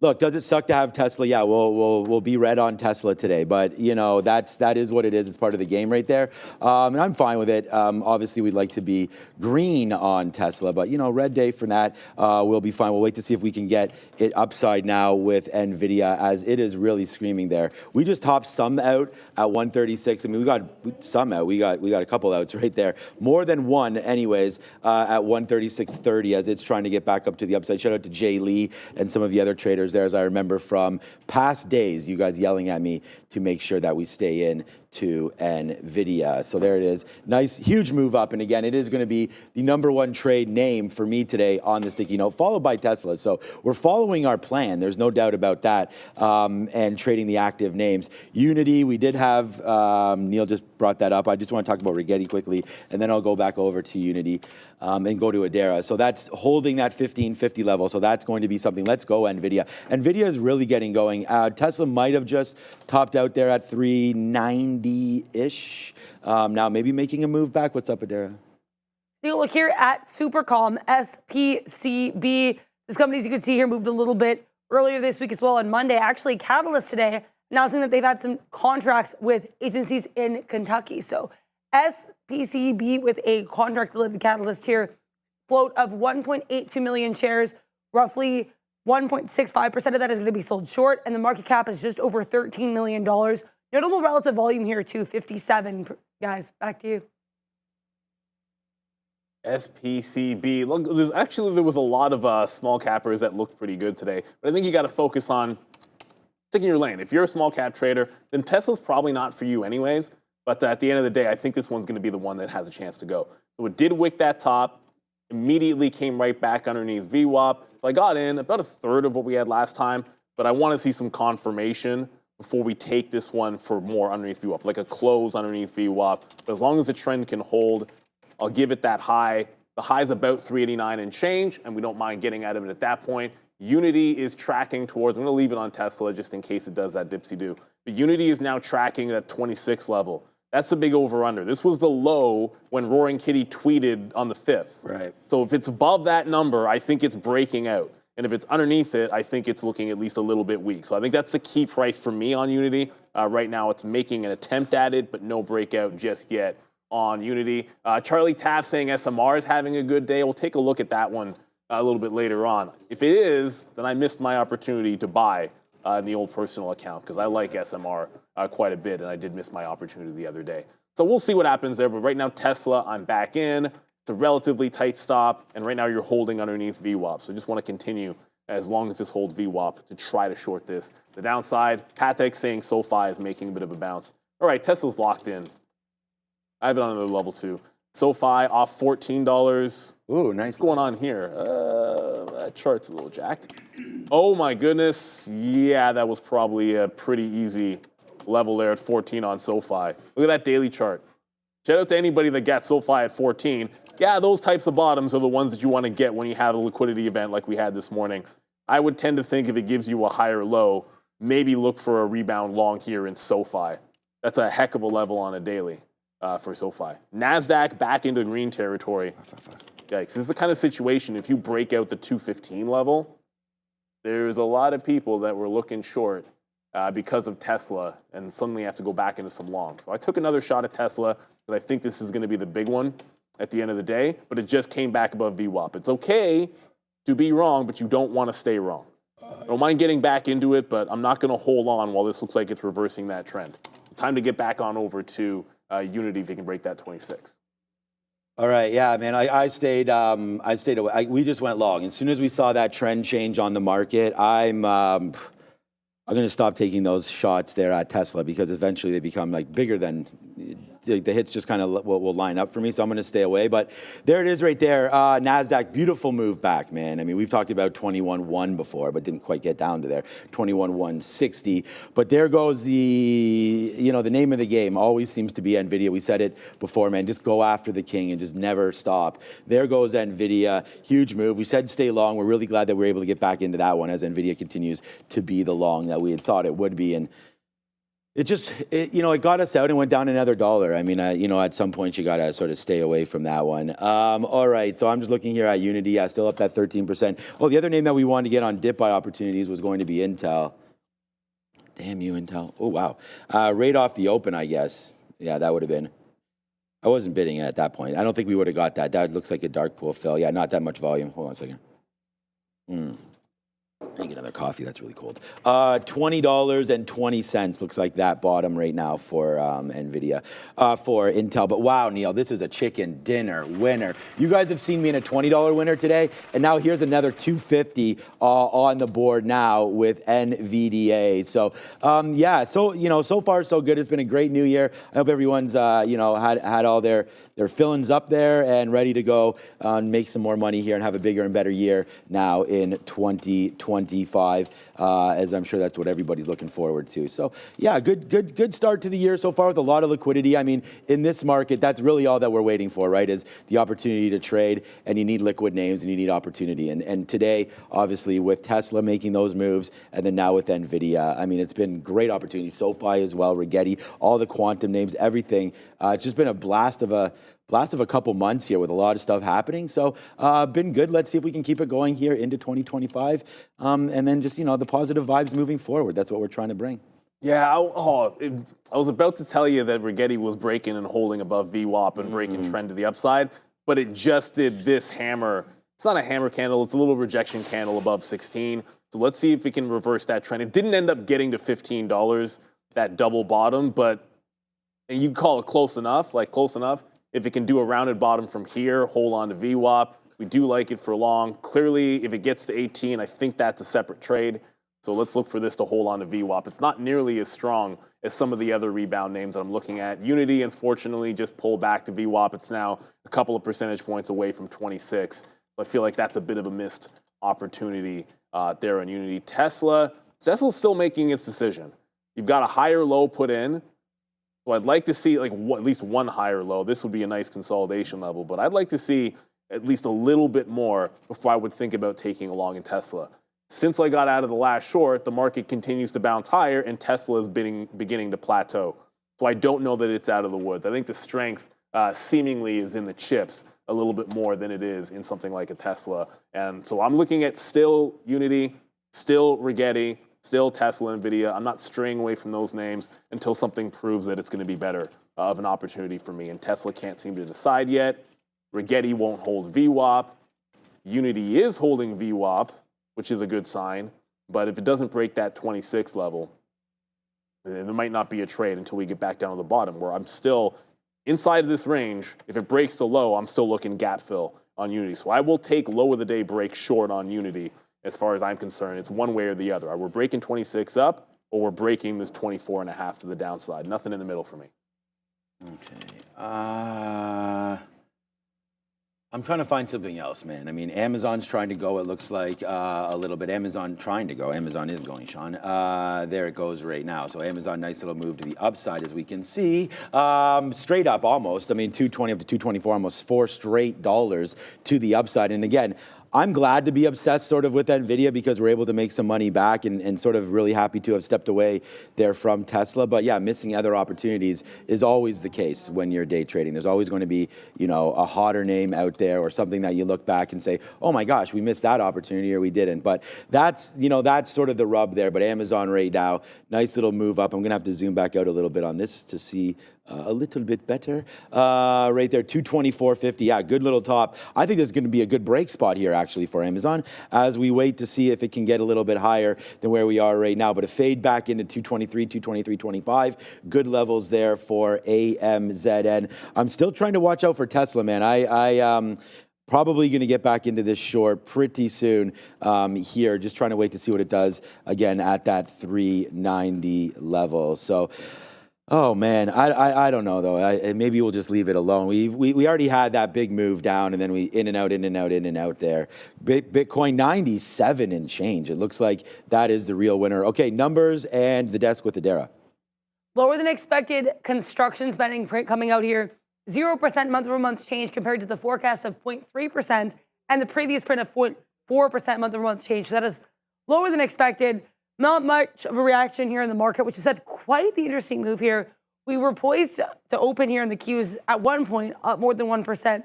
Dropped out the open, actually red on the day. Now back to up almost 1%. So quite the drop and pop for these markets. Of course, one of the leaders today on watch is going to be TSLA.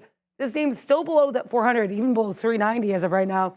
Releasing lower than expected Q4 delivery prints. It's worth noting, too, this is actually the first year-over-year drop in deliveries on a fiscal basis for the entirety of the year that Tesla's ever had. So 2024 total deliveries actually below those of 2023. As a result, Truist here reiterating its hold rating and $360 price target on the stock. We also have Unity, which looks like it's continuing to push higher here, thanks to a post from Roaring Kitty or Keith Gill. This is his second post in about a month that has potentially referenced Unity, so keep an eye on you here. Back to you guys. Keep an eye on you. It is making a bit of a push, so it's trying to break that 26. I still am looking at that one for the top. It's not a break of the high of the day because technically Unity did have a bigger pre-market top up here, like 26.5. But since the open, that 26 level got wicked. There's 26.10. So if we break that, I'm going long on the break. It just held on to VWAP. The trend has definitely reverted.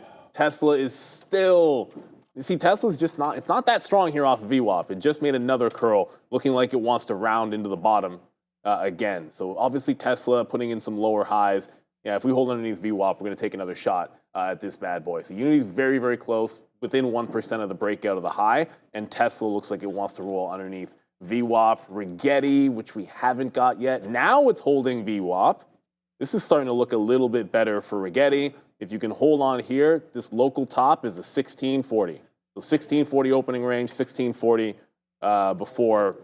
I mean, this is not really a pre-market high, but you can see it's that last hour. If we break that top, I think we can look for the long on Rigetti now that it's holding on to VWAP. But Tesla still doesn't look very good, everybody. As much as the market's rebounded almost 1% up, I don't think Tesla's got the juice just yet. I see you, chill vibes. Meta has broken 600. That is unabated to the quarterback. And unabated to $610, it looks like, when you look at the daily chart. The 50 period is undefeated for the last couple of weeks here on Meta, so you want to respect it. Just watch out for that overhead resistance up there at like 6, 7, 8 on META. Adara? Meta did sell off here, of course, with the rest of the market at the open, but it's interesting. There is one catalyst that could potentially lead, or at least explain this push to the upside. Actually getting a price target increase here from JMP Securities. This came around 9 a.m., raising its price target in the stock from 660 to 750. META there reclaiming that $600 level. Make sure to like and subscribe. Yes, it is. Super strong. Not pleased with. We talked about that Tesla trade. I mean, if we're talking about sitting here trying to wait to get short, trying to play the back end, trying to do this, trying to do that, definitely. I mean, you have the chart here. Definitely missed opportunity. It's kind of like. Kind of feel like a little amateur hour, to be honest with you. That trade was there, right there at VWAP, right there at 390. It's $5 in the money. It should be in the account, and we don't have it. So a little bit upset with that one. I'll take my pill fine because of what Nvidia is doing now, continuously going higher. But I feel like that was a missed opportunity there, and I don't. Like, there's the pullback, basically. Now let's wait to see. Now we can wait to see what it does. So 390. Now we'll have to wait for it as it comes back up to us. Again, it's very different trade kind of when it breaks through you rather than trying to resist. Like, you sit here and you watch a stock for 5 minutes and you don't put it on. It's like that's too bad because that was a. You got to have an execution rule. Well, that's what I'm saying. Yeah, that 390 was right there. It was about as easy as I just closed it. About as easy as it could be there. If you take that 388 into 390, you definitely have, and that's what it's all about. It is. I mean, it's 100% about rules, and it's about looking back and saying, where is the trade.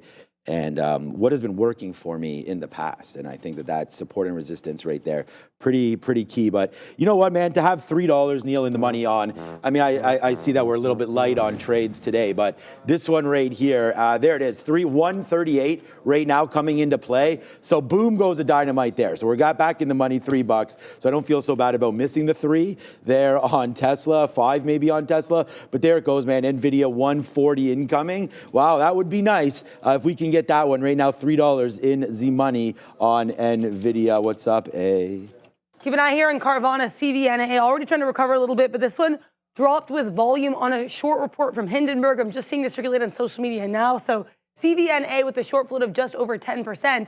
Now also getting shorts here, it looks like, from Hindenburg, guys. Back to you. Yeah, I saw some interesting price targets on Carvana recently. It's like 300, somebody was sort of saying when it's... I think it's a little bit unlikely, but it's a squeeze play, and it has done it before. So we did just get, obviously, you just saw the break on Rigetti if you were watching it. I just broke that 16.4. I got 47, so a little bit of slippage on it.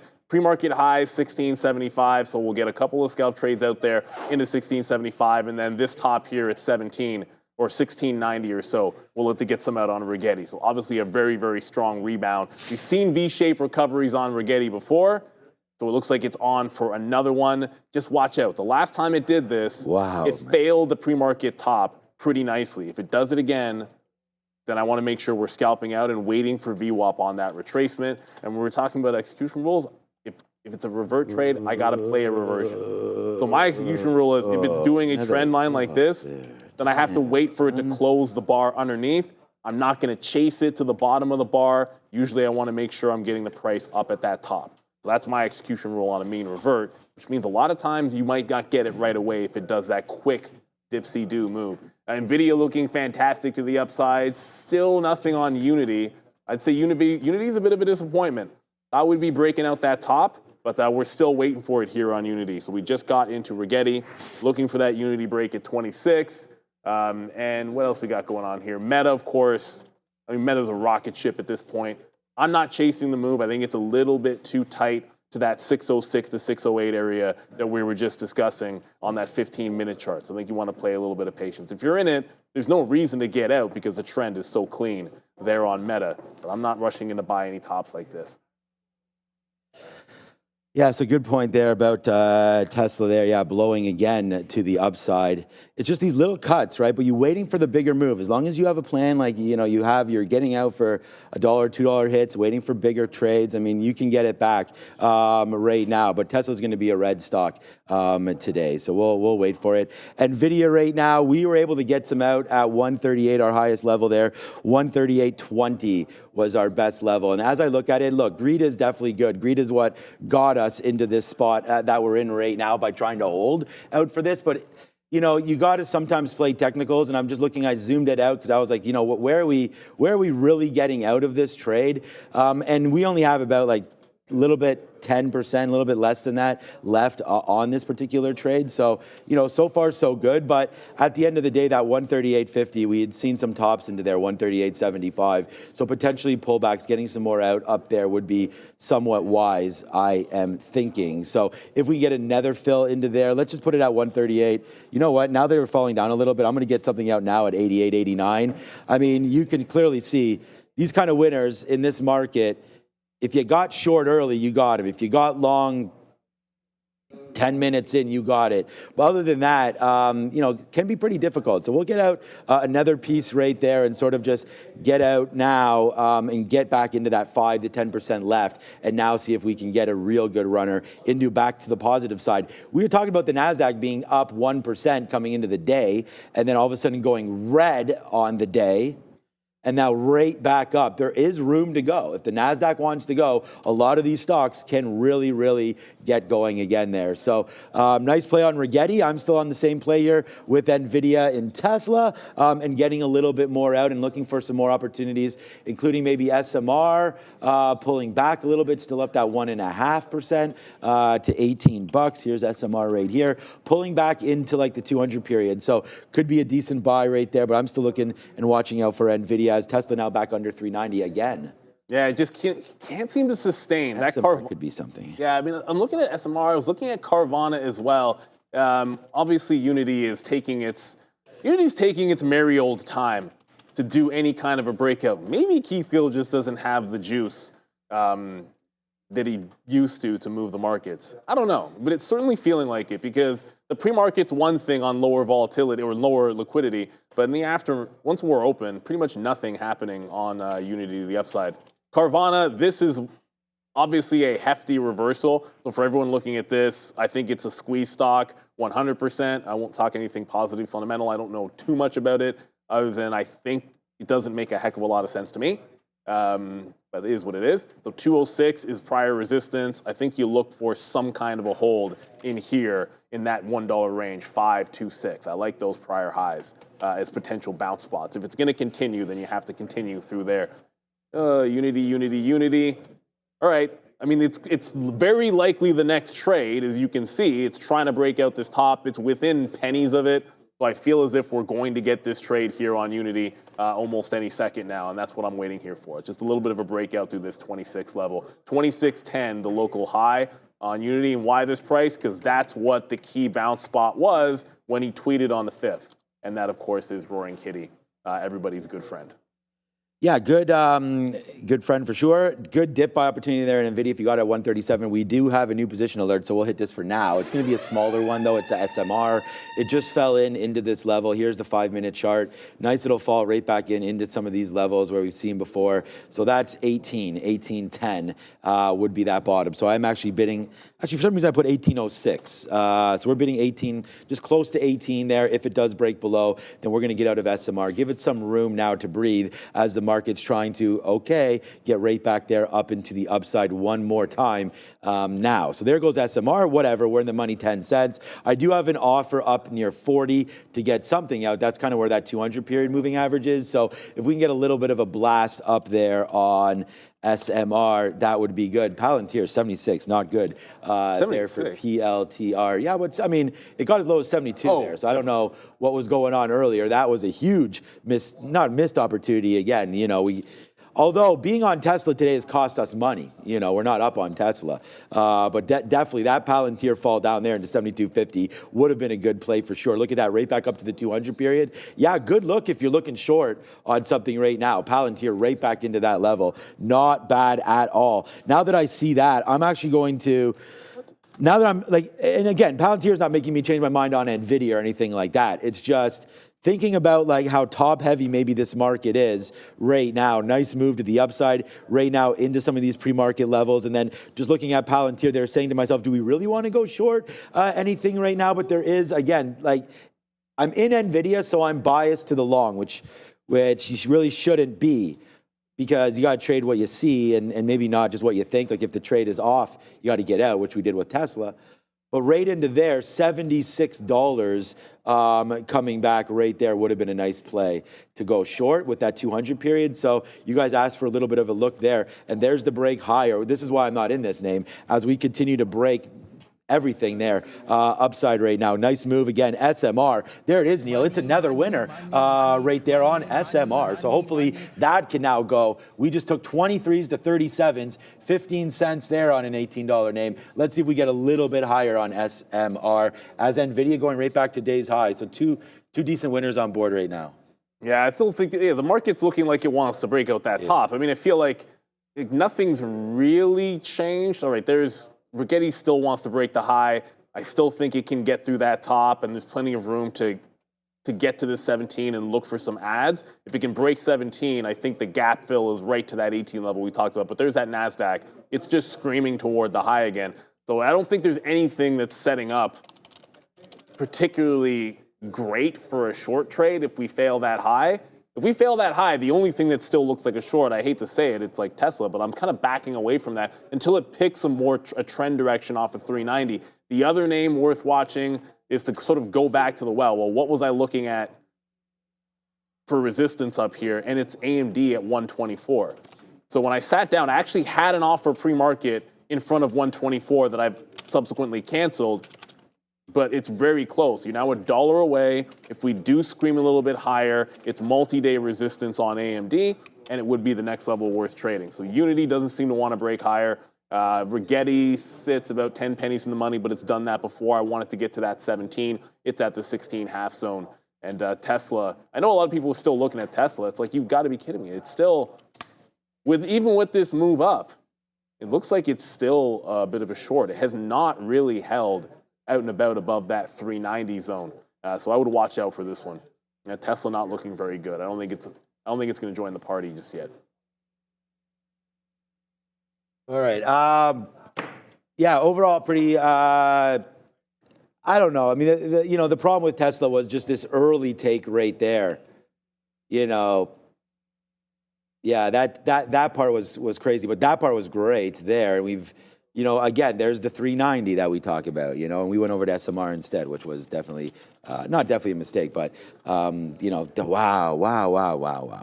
Okay, we just got another piece out there at 138 here. I'm going to get one more piece out. As we just talked about, possibly like, Palantir topping out and some of these other names starting to get a little bit top heavy there as well as Tesla. Yeah, one of those names for sure. We'll look at something else now. Yeah, there's, from 76. No, too bad on that one. Okay.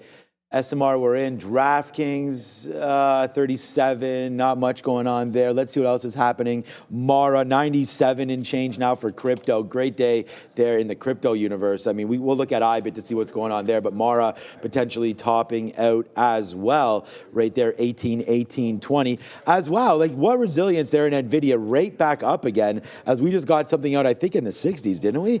Right there, yeah, 66, right back into the 80s now on that one. Mara trying to go. Let me just see what the natural thing here on IBIT is. And this is why I talk about this all the time. We talk about, the lessons of the day that Neil goes through, the lessons that Joe does, the lessons that Sharif does. But when you're actually in the fire, like I'm sure Neil will probably say something about Tesla today or whatever, any stock. But it's like when you're in the fire, it's a lot different than looking back at stocks.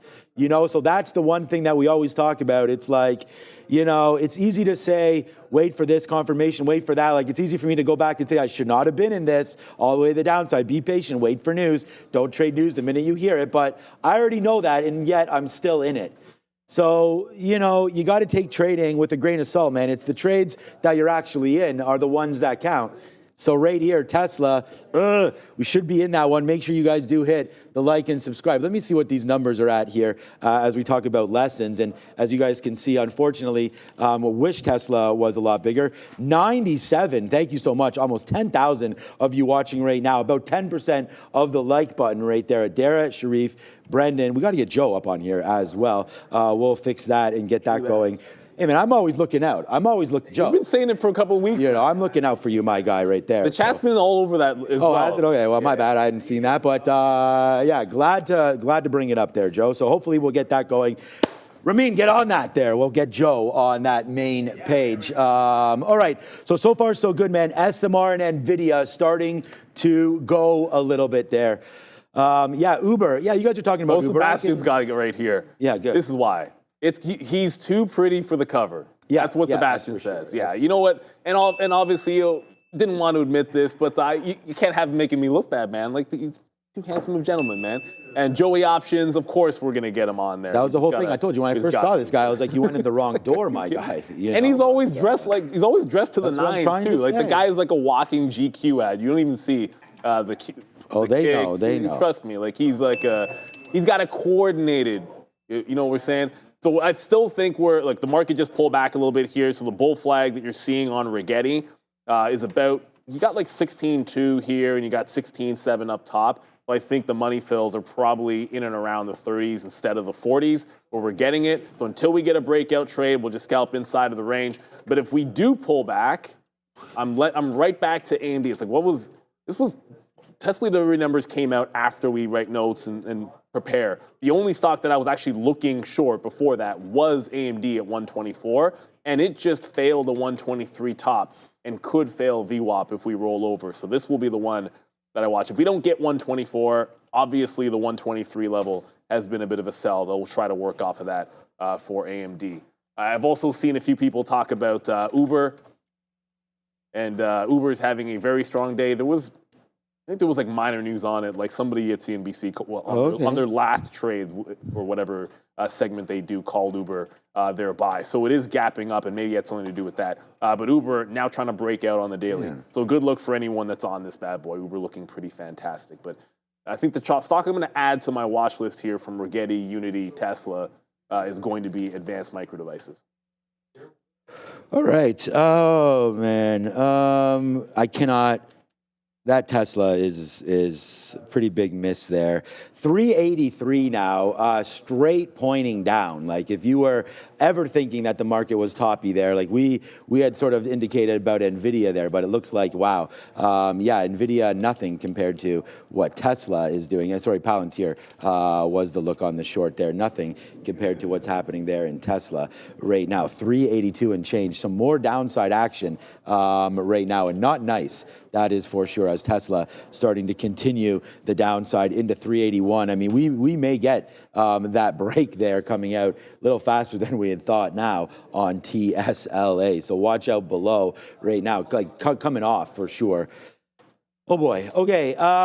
Google with a little bit of a pullback. I mean, if you're still trying to go long, I mean, the market's trying to fade out right now. Google pulling back into 190.50 again right now on Google. So that's a nice little spot maybe there to get long. That's going to be VWAP, but yeah, you are starting to break pretty good now. The future's definitely coming back in. Crypto also breaking down 96.5 right now on Cryptoverse. So that's starting to come in again. Wow, 190.50 on Google coming in pretty quick right now. Is it worth a little bit of a dip buy into VWAP now on Google? I'm going to say yes and try it. I mean, this is an up name right now. Let's give Google a shot. Punch some longs there at 61, see if it wants to go. Take something out now at 73. There it is. So a little bit of a quick little 12 cents there as now it fades right back down and starting to go lower, lower, lower. Let's give this one to 190. Google right there at the 50-period moving average. Quick out for 10%, but Google right now whiffling and waffling as I take a book out of Sharif's, page out of Sharif's book. All right, let's go over to Adara. It's 10:20. Come on, Google. Let's take a look here at the IWM here, which is actually giving up previous support here, still up on the day, up almost 1%, but interestingly enough, doing kind of the opposite of what we saw with the NASDAQ and the S&P 500. We know both of those kind of sold off at the open, then pushed up higher. IWM started strong, now kind of tapering out here on this 15-minute chart. It is worth noting here, too, not a small cap, but Boeing BA, this one dropped off the open. I couldn't find any news on this other than a price target increase to 215 from Deutsche Bank. But it's worth noting for Boeing, it actually looks like it could be a technical breakdown with an inability to fill the gap from Monday. So BA, I just wanted to mention that. Let's get into these small caps, though. LGHL, this is Lion Group Holdings. This is looks like a penny stock here. It's worth noting, very small market cap, just under $2 million. And it's got about a 5% short float, up about 40% right now. Then we have NRXP. This one here announcing alongside Hope Therapeutics that it's looking to acquire Kadima Neuropsychiatry Institute here. I guess these two companies have plans to acquire a couple different psychiatry clinics, and this is the first one they're looking to acquire. So NRXP on watch here with about a 8 million share float, about 7% of which is short. And then we have SPCB, smallest float of the bunch here, just under 2 million shares, announcing here they have some contracts with some agencies in Kentucky. SPCB's also moved a little bit earlier this week, up about 100% right now, guys, at day's highs. Back to you. All right. Thank you very much, Adair. Whatever is going on in Boeing, I don't like it because obviously I talked about this last week. I recently bought some shares of Boeing and it was looking fine. Don't like what I'm seeing here. If it holds on to 170, that's a big level at 170. So MSTR, a couple of things. Bitcoin back through 97. We're at 96.5 on BTC, and MSTR is trying to hold on to this 300 level. I feel like if we do make a breakdown at 96, MSTR has been a flush underneath 300. At least it was on Friday. Like when it lost this level, I keep saying Friday. Sorry, Tuesday, 2 days ago. Right. Yeah, bear with me. It feels like a Monday today. It does. This 300 level, it bounced early and then flushed through. So I'll be looking for this. If we fail down at the 300 level, I think MSTR can be shorted. Before we get to that, as it's trying to bounce, NVIDIA's at VWAP and trying to hold on to VWAP. Oddly enough, this is pretty much where it broke out this morning as well. Rigetti's still holding on. Still the same. I mean, the market just ran down like a few hundred points, and Rigetti said, oh, who cares? We're going to stay bull flagging. But it still needs to break out the top. Well, I did add to it on the last little bit of a dip, and then we still needed to break out that high. And we'll add on a 17 break on RGTI. But that Boeing story not looking very good. And if you're wondering, when I said that 170 level, Boeing is not a London stock. When I said that 170 level, just pop it out to a daily chart, and that's where you're going to be able to find it. I'll just pull it up on this other chart. We'll wait for this to load. This is what I'm talking about right here on Boeing. It's just this 170. If we see that today, that's where I would be looking to buy. But we're back into NVIDIA. Rigetti is finally starting to take out that top, and the market is trying to rebound here. Yeah, we got a little bit of a rebound play here. I mean, we'll see if it's going to work out for us or not. I mean, who knows? But there is Google right there on the rebound back to the upside. We're long right now in the 20s. It's in the 40s. We talked about taking a risk on this, right? So we'll do it. And now we'll see if there is pay dirt or not on Google right now. Hopefully going back up to the upside into the 40s right now. Let's take a little, darn it. I was going to say, let's take a little more out in the 40s, but there it is. We'll take some 33s and then offer now upside again. We got hit. Oh, we actually got hit there. Okay, here comes back up anyways. Okay, there's 44, 45. All right, good job, Google. There we go. Take some more out here in the 40s as we massage this trade just a little bit now, starting to go back up. So we had to average into 190. We always liked like those even dollar levels, which is kind of why the 390 there, maybe the 380 on Tesla, 190 here. So if Google drops below 190, we are getting out. So it's been a rough take on Google because we took it first there and then we averaged it back. But as you can see, our average price now is starting to cook. So good job upside now on Google. There it is, Neil. Another 30 cents. Here comes. Good job. Here comes, what do you got? NVIDIA let's go. NVIDIA just bounced pretty much exactly off VWAP, at least on my chart off of VWAP. It just tagged 137.4. Just to give you an idea here, if we can get back up to that 138 top, this could be a very nice stair step. And I think there's maybe a chance that if we really go and the NASDAQ can get back to the highs, NVIDIA has a chance to break out a secondary break at 138.80. Oh, that'd be sweet. And that's going to be Tuesday's top. So we're going to be buying dips back into this 137 and see how far it continues. Looks like we got stage 1 on Rigetti. It just tagged that 17 level. So next stop, breaking out 17.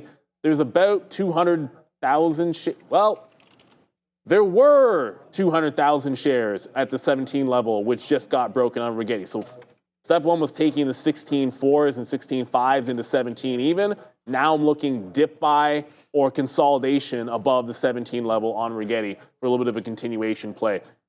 Looks like the quant names are back. I mean, it's up 11% while the market, only up 0.3 and actually pulling back a little bit here. So Rigetti relatively strong. Next available dip into prior high, or we can consolidate over 17 to continue this move to the upside. Nice trend up here in Rigetti. Probably the same thing happening on the other quantum names, but this is the one that usually has the most juice when it starts to go. I still think it's got another dollar in it if it can hold above 17.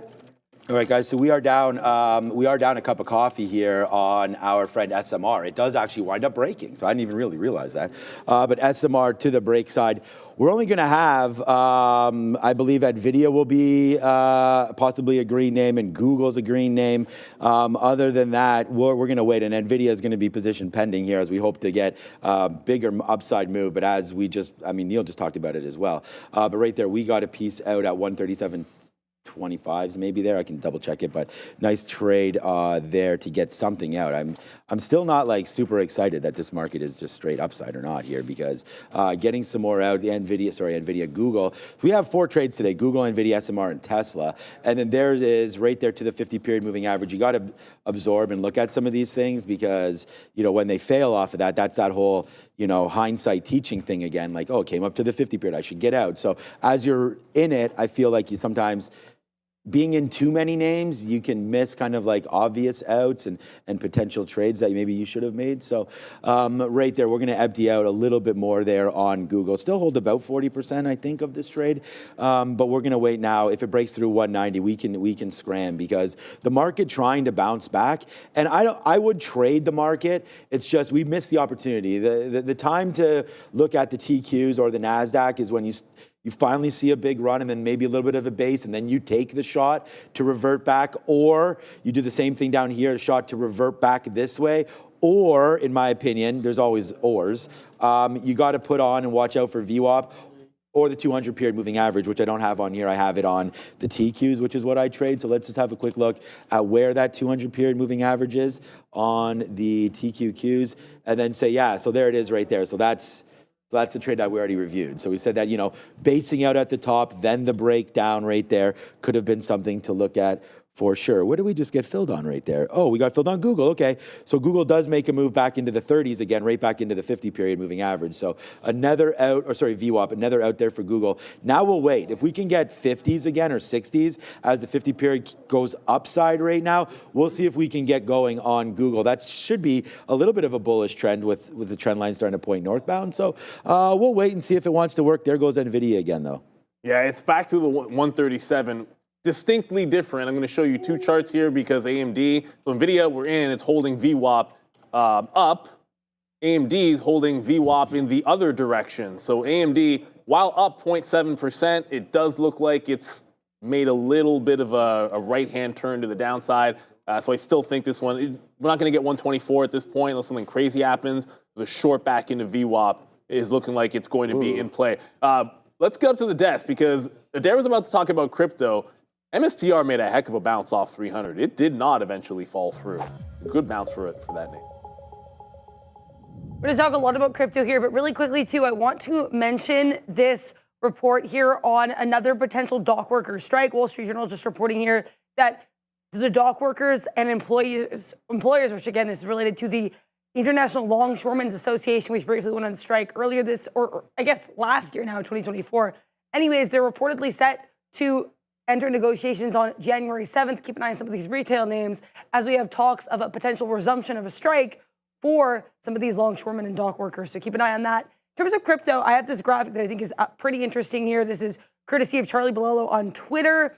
But here, Fartcoin, we know Michael Noss has talked about this one, actually has reached a market cap of $1.45 billion, which now makes it worth more than roughly 1/3 of the Russell 3000. So it's worth more than 939 companies in the Russell 3000 index. So that massive push for Fartcoin since the election continues. I just thought this was an interesting note, given the fact that Michael Noss has talked about this. Now we're going to take a look here at crypto here. Bitcoin pulling back from day's high just above 97,000, currently around that mid 96,000 level for BTC. What a bounce here, but it's also worth noting we have some clear support around that low 91,000, high 90,000 area with lower highs. If we break that level of support, especially given the continuous lower highs for Bitcoin, this could be a bit of a sticky situation for BTC. In terms of other crypto names on watch, Ethereum up almost 4% in the day here, trying to hold on to that 3450 area, trying to break that 3500. XRP Grit look up about 10% to start the new year. Solana up about 8%. Dogecoin up almost 6%. Cardano up almost 10%. Avalanche up almost 10%. So a lot of these crypto names very strongly today to start off the new year, guys. Make sure to like and subscribe. Back to you. Uncharted though. Sharif, are you just interested in on Fartcoin? Right there, he's hella long right now. Fartcoin. No, of course he's not. I don't. Well, maybe. I mean, I wish he was. I mean, I think we all wish we were at this point when Fartcoin, Maybe he is taking it out right now. But we're just gonna go with this. Stick with what you do best, and we're here, man. Traders unite right now today because there goes Nvidia again, man. Okay, we are. Reloaded, right down there. Nice move back upside there for Nvidia. And by the way, Intel. We're in the Intel game now, Sharif. We're in the Intel game now. A little bit out here at 15. We just bought some 11s down there. Again, another sticky no name for us, and we'll take a little bit of profit on that one. But right now, it's Nvidia with a nice move back into O's. Thank you for that, Randy. Man, did we have a up and down day there for us on Tesla. Tesla owes us both a new Cybertruck. But there it is right there. Nice move up. In the pre-market, of course, we saw that trading higher. And then, woo, Neil asked you if there's anything positive coming through. Now down 6% as they miss, 450 versus 490 or so on the deliveries. A big miss there for Tesla. And a big miss. Yeah, you did. And a big miss on us trading this today as well. But that's okay. We were looking at it. Everybody got their trades in there. But yeah, 390, Randy. Nice little look on that one. I'd love to sit and chat for a minute here, but I do got to watch out for this one because here we go. Yeah, smell you later too, buddy. There it is right now. Nice little move there for, that's a Randy line. 137.10 right now for Nvidia there, Neil. So good trading here for NVDA. Nvidia continues to climb high. You got to stay on the strong stocks. I mean, the Nasdaq is trying to pull back in here. So we're back into the dip on Rigetti. That broke 17. It didn't hold above 17, so I said pull back into prior high. There's the prior high. It just wicked it down to 16.6. We're going to look for longs above that level. And as long as we can continue, this is one of the stronger names out there. Obviously, I don't have to tell you what this has been doing on the higher time frame. It's like about 1 billion days in a row to the upside, but yet to break out this 18 tops. I still think we can go longs into that 18 level. So stair step to the upside, liking it here on RGTI. Tesla's at 380. And then I mentioned MSTR bounced off of 300. Okay, well, that wasn't that long-lived. Held above VWAP, has another chance to break down underneath the 300 level. So if MSTR loses this local bottom, you just double-check Bitcoin. Bitcoin's still looking a little bit tepid. I feel like this one could really start to flush. So bad day here for...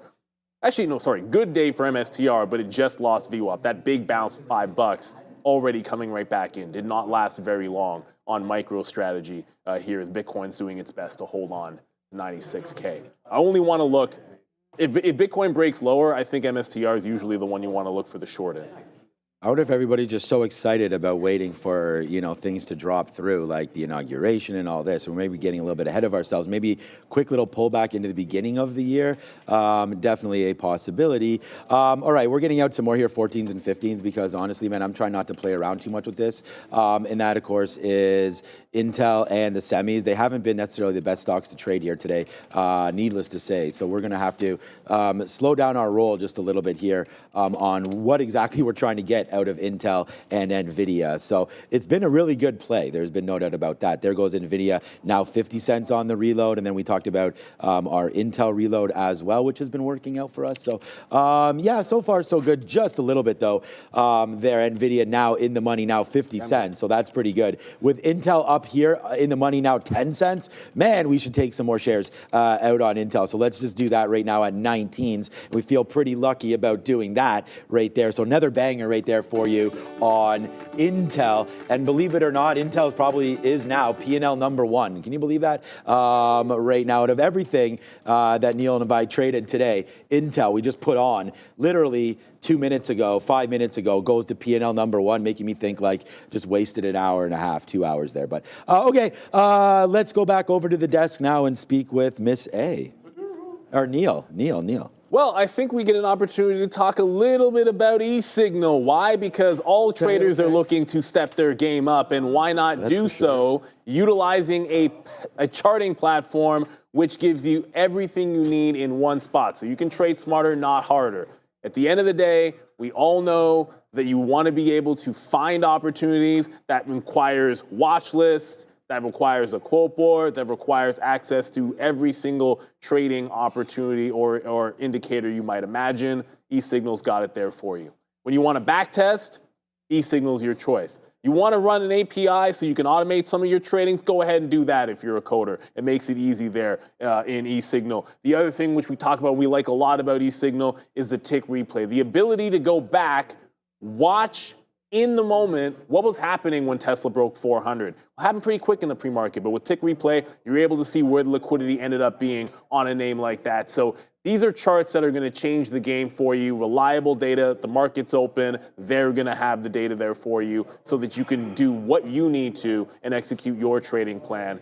Check out the QR code that you see right in front of you on the screen, or you can check the link in the description. But eSignal, if you're looking to step your game up, check them out. Shout out to eSignal. MSTR is about to break down. It's about 299 and a half, 299.6 would be the local bottom here on MSTR. It does look like it's threatening that low. Not a very strong stock the last couple of days. Let's just put that to, I mean, I don't think I'm telling anybody anything they don't know, but the last time it lost this 300 level, obviously on Tuesday, did it a couple times in here. The initial breakdown was like a $4 move, $4 to $5 move right away. And then you had a retest of the 300 level that failed again. So it's about 299 and a half. If it breaks, I'm going to get the short in it. So there we go. It just broke to the downside on MicroStrategy. The prior bar high is going to be my out, and that's going to be about the 301 level on MSTR. Bitcoin, it's still up. So Bitcoin's not having a bad day, but overall, let me go back to a Bitcoin chart so you guys can see it. Overall, you are still holding around those bottoms. It's been a bit of a trend down there on BTC as it tries to hold on to 96. And if it doesn't, I think MSTR is the one that you want short. Yeah, I'm not. See, the thing is like right now I'm trying to find good setups because, like Neil said, like you want to find names that are moving. MSTR obviously is, so that's probably, not probably, it looks like it is going to be something that's lining up there for a potential trade. So I'm just trying to look for other things. We could do a quick little, I was gonna look at some sectors, to be honest with you, to see sort of what has been popping off right here. So let's just have a quick look to see if we're missing something. We did have, I actually did tweet, oh, we're doing sector watch. Okay, so that's gonna be good. Before we do that, just real quick right now, I just wanted to show you, I sent this out here, and again, Adair had sent this to me right here, and these were the S&P 500 index and all the top and or the red sectors that had existed this year. So as we go into sector watch right now, it is always good to have a little quick look. I mean, the S&P last year up 23%. So it is a stock picker's market last year, it looks like, because if you picked some names in the comm services space, then wow, 33%. We'll go over what some of these names are in a minute. Consumer discretionary as well outpaces the market. The financials outpace the broader market as well there with XLF. And that's another thing. XLF is what we've been talking about for a minute as well, and how strong that's been. Their industrials, technology, utilities. It's the materials down 1.6%. Last year. So that was disappointing. You do want to be hedged though. So I think if you were hedged, you got a good little jump on the market last year. So yeah, good levels there. Just goes to show you, we talked about all the inflows that Brendan and Sharif mentioned, over 1 trillion into ETFs this year, and only going higher every year from now on. So that's what's happening there. NVIDIA with a little bit of a pushback, but it's sector watch. It's 1041 with Adara.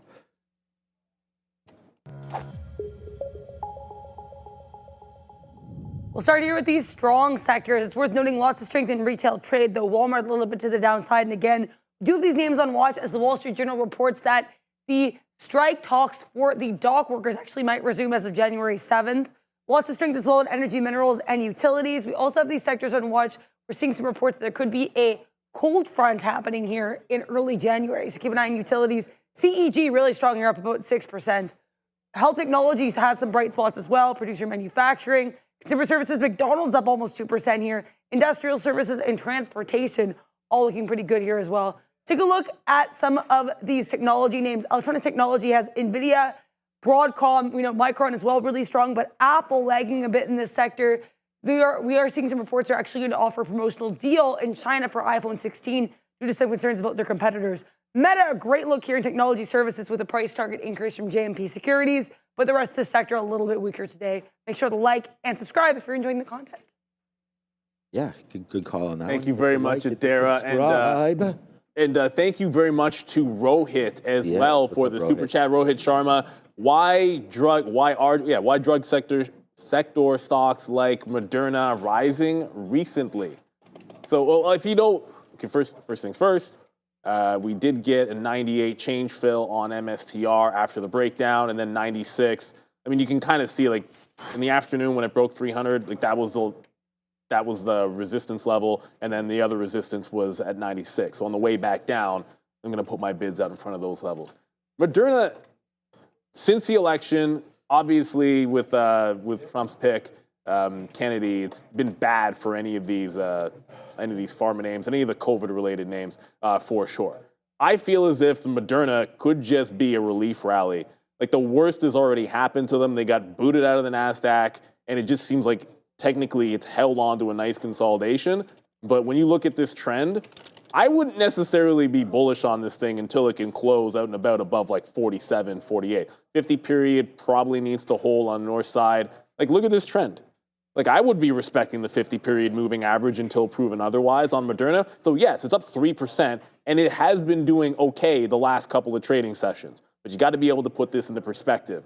Anybody that's been leaning on this short, and I would suspect that there are some funds that have been taking the easy road and been taking the short on this every time it pops, I think they're looking pretty good to try to short this in the 45, 46 range. At least that's a bit of a guess for me on mRNA. So I wouldn't feel that great about it just yet. That probably is the same thing for a Pfizer, although I would venture to say Pfizer probably a little bit safer of a stock than Moderna. And it's trying to close above the 50 period itself. It's looking a little bit better as Pfizer.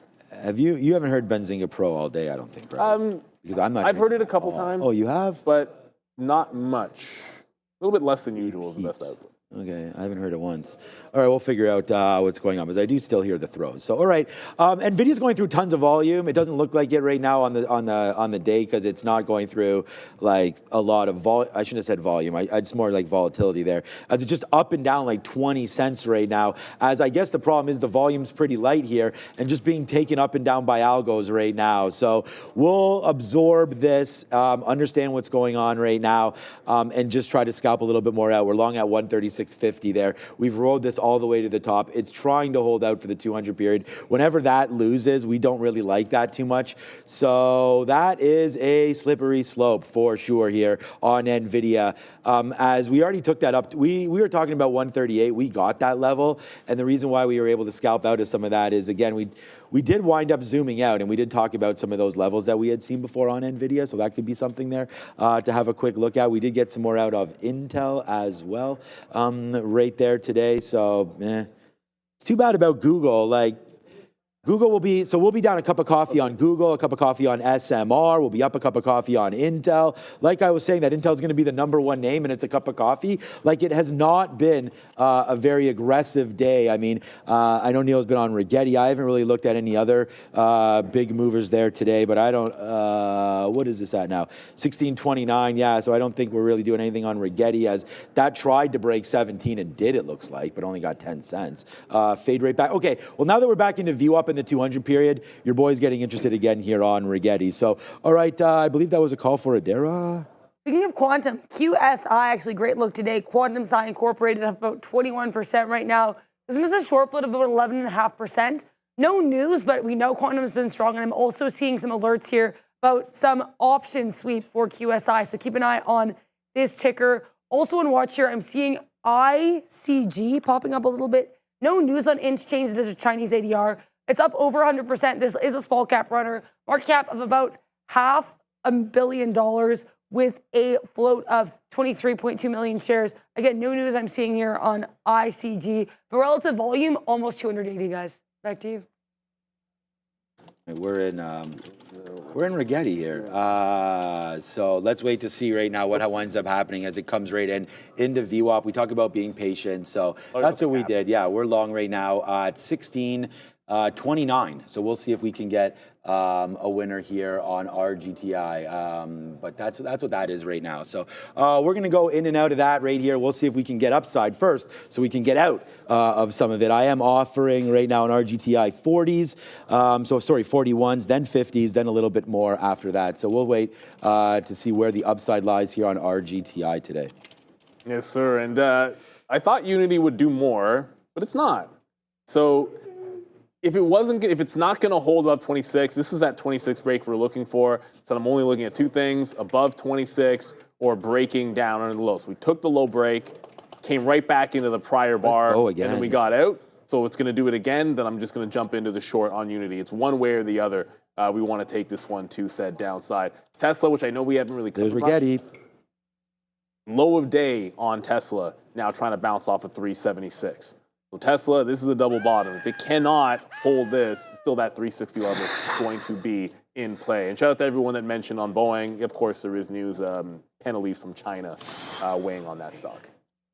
Oh boy, oh boy, oh boy. We just got 41s on Rigetti there. So there's our out. We talked about that going long 29s, out some 41s. As here we go, man, 43s. And we talked about it. We'll see if Rigetti can get, there it goes. Give me those. We're at, oh, do we get them? No, we're at 49. There it is, Neil. Wow, okay. We are there with Rigetti. So, hey, man. There it is, man. Rigetti. So I know Neil took a couple shots at it, but there it goes right now. Rigetti, 1660, right back into what we've sort of coined, man. I mean, we have Brian Shannon here all the time, and we sort of talk about trade smart, right? And that's what we say. Like, here is an in the wild example that if I was doing the lessons of the day there, this would be what we talk about right there. An active name moving into VWAP. So it absorbs VWAP downside right there. It holds it right here, comes in, gives us the play right there. And now it's a 40-cent winner on Rigetti. And it now goes into the #1 traded name here today. Actually, that's a lie. Intel's still the most profitable name. Okay, here goes. Look at that reload, Neil, right there on NVIDIA. You know what we just reloaded that thing at? What a surprise. The 200 period right there. 50s. That's an 80-cent winner right there. Back on to this. So, yeah, so far so good. But we got to get some out. There it is. Out at the 50 period, moving average. Quiet. So it's kind of loud here, quiet over there, but we're looking for some plays. It's 10.50. I'm actually surprised, Neil, that I'm in this many positions right now with the market kind of just where it is, but we'll take it. We're over $1 now on all these positions, but it's really NVIDIA that I think has the best juice here.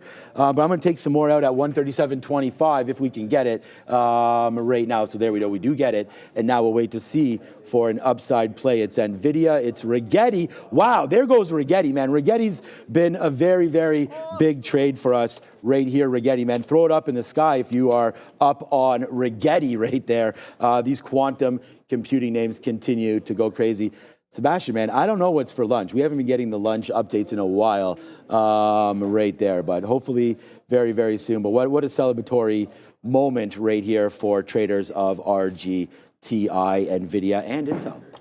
And with that, we actually have Mr. Mendel here. Oh, Usually boom. We'll see him on Tuesdays, but from the OTC markets, welcome to Jeff Mendel, our good friend. What's to the moon today? I mean, we've seen a couple of big stocks moving around a heck of a lot, but you got to tell us about this launch. The time is coming for the moon overnight. Everyone's into this overnight trading, and when we get catalysts in the after hours and late at night, we've seen some big moves, especially in some of the crypto names for sure. We've seen MicroStrategy have some fantastic moves. So Jeff, please give us an update and tell me we're on track with Moon. Yeah, guys. So January 15th, launch of Moon ATS. So you'll be able to trade listed securities with us at OTC Markets, and that's on Moon ATS. So looking forward to it. What is it? We're 2 weeks away now. So yeah, guys, be able to trade NVIDIA. You know, be able to trade all those stocks that Sean's in like 18,000 positions on right now. Yeah.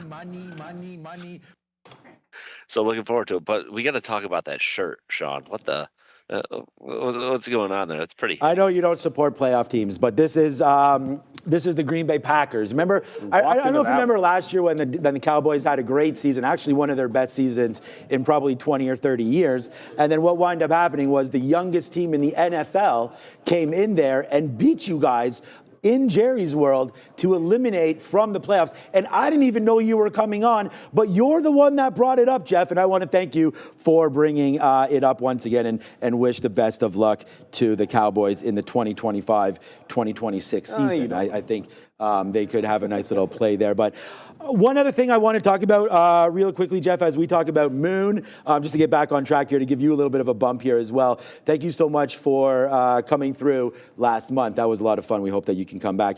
We saw a bump up the other day in Fannie Mae, and you probably got a lot of volume, not probably, we sat here and saw it, as there it goes back up to the upside, as Bill Ackman talking more and more about this name right now. So again, a good name. It's been on the exchange ever since I've traded it. There goes Fannie Mae, a nice little upside move again, leading the way in your market, up over 10 million shares done so far today.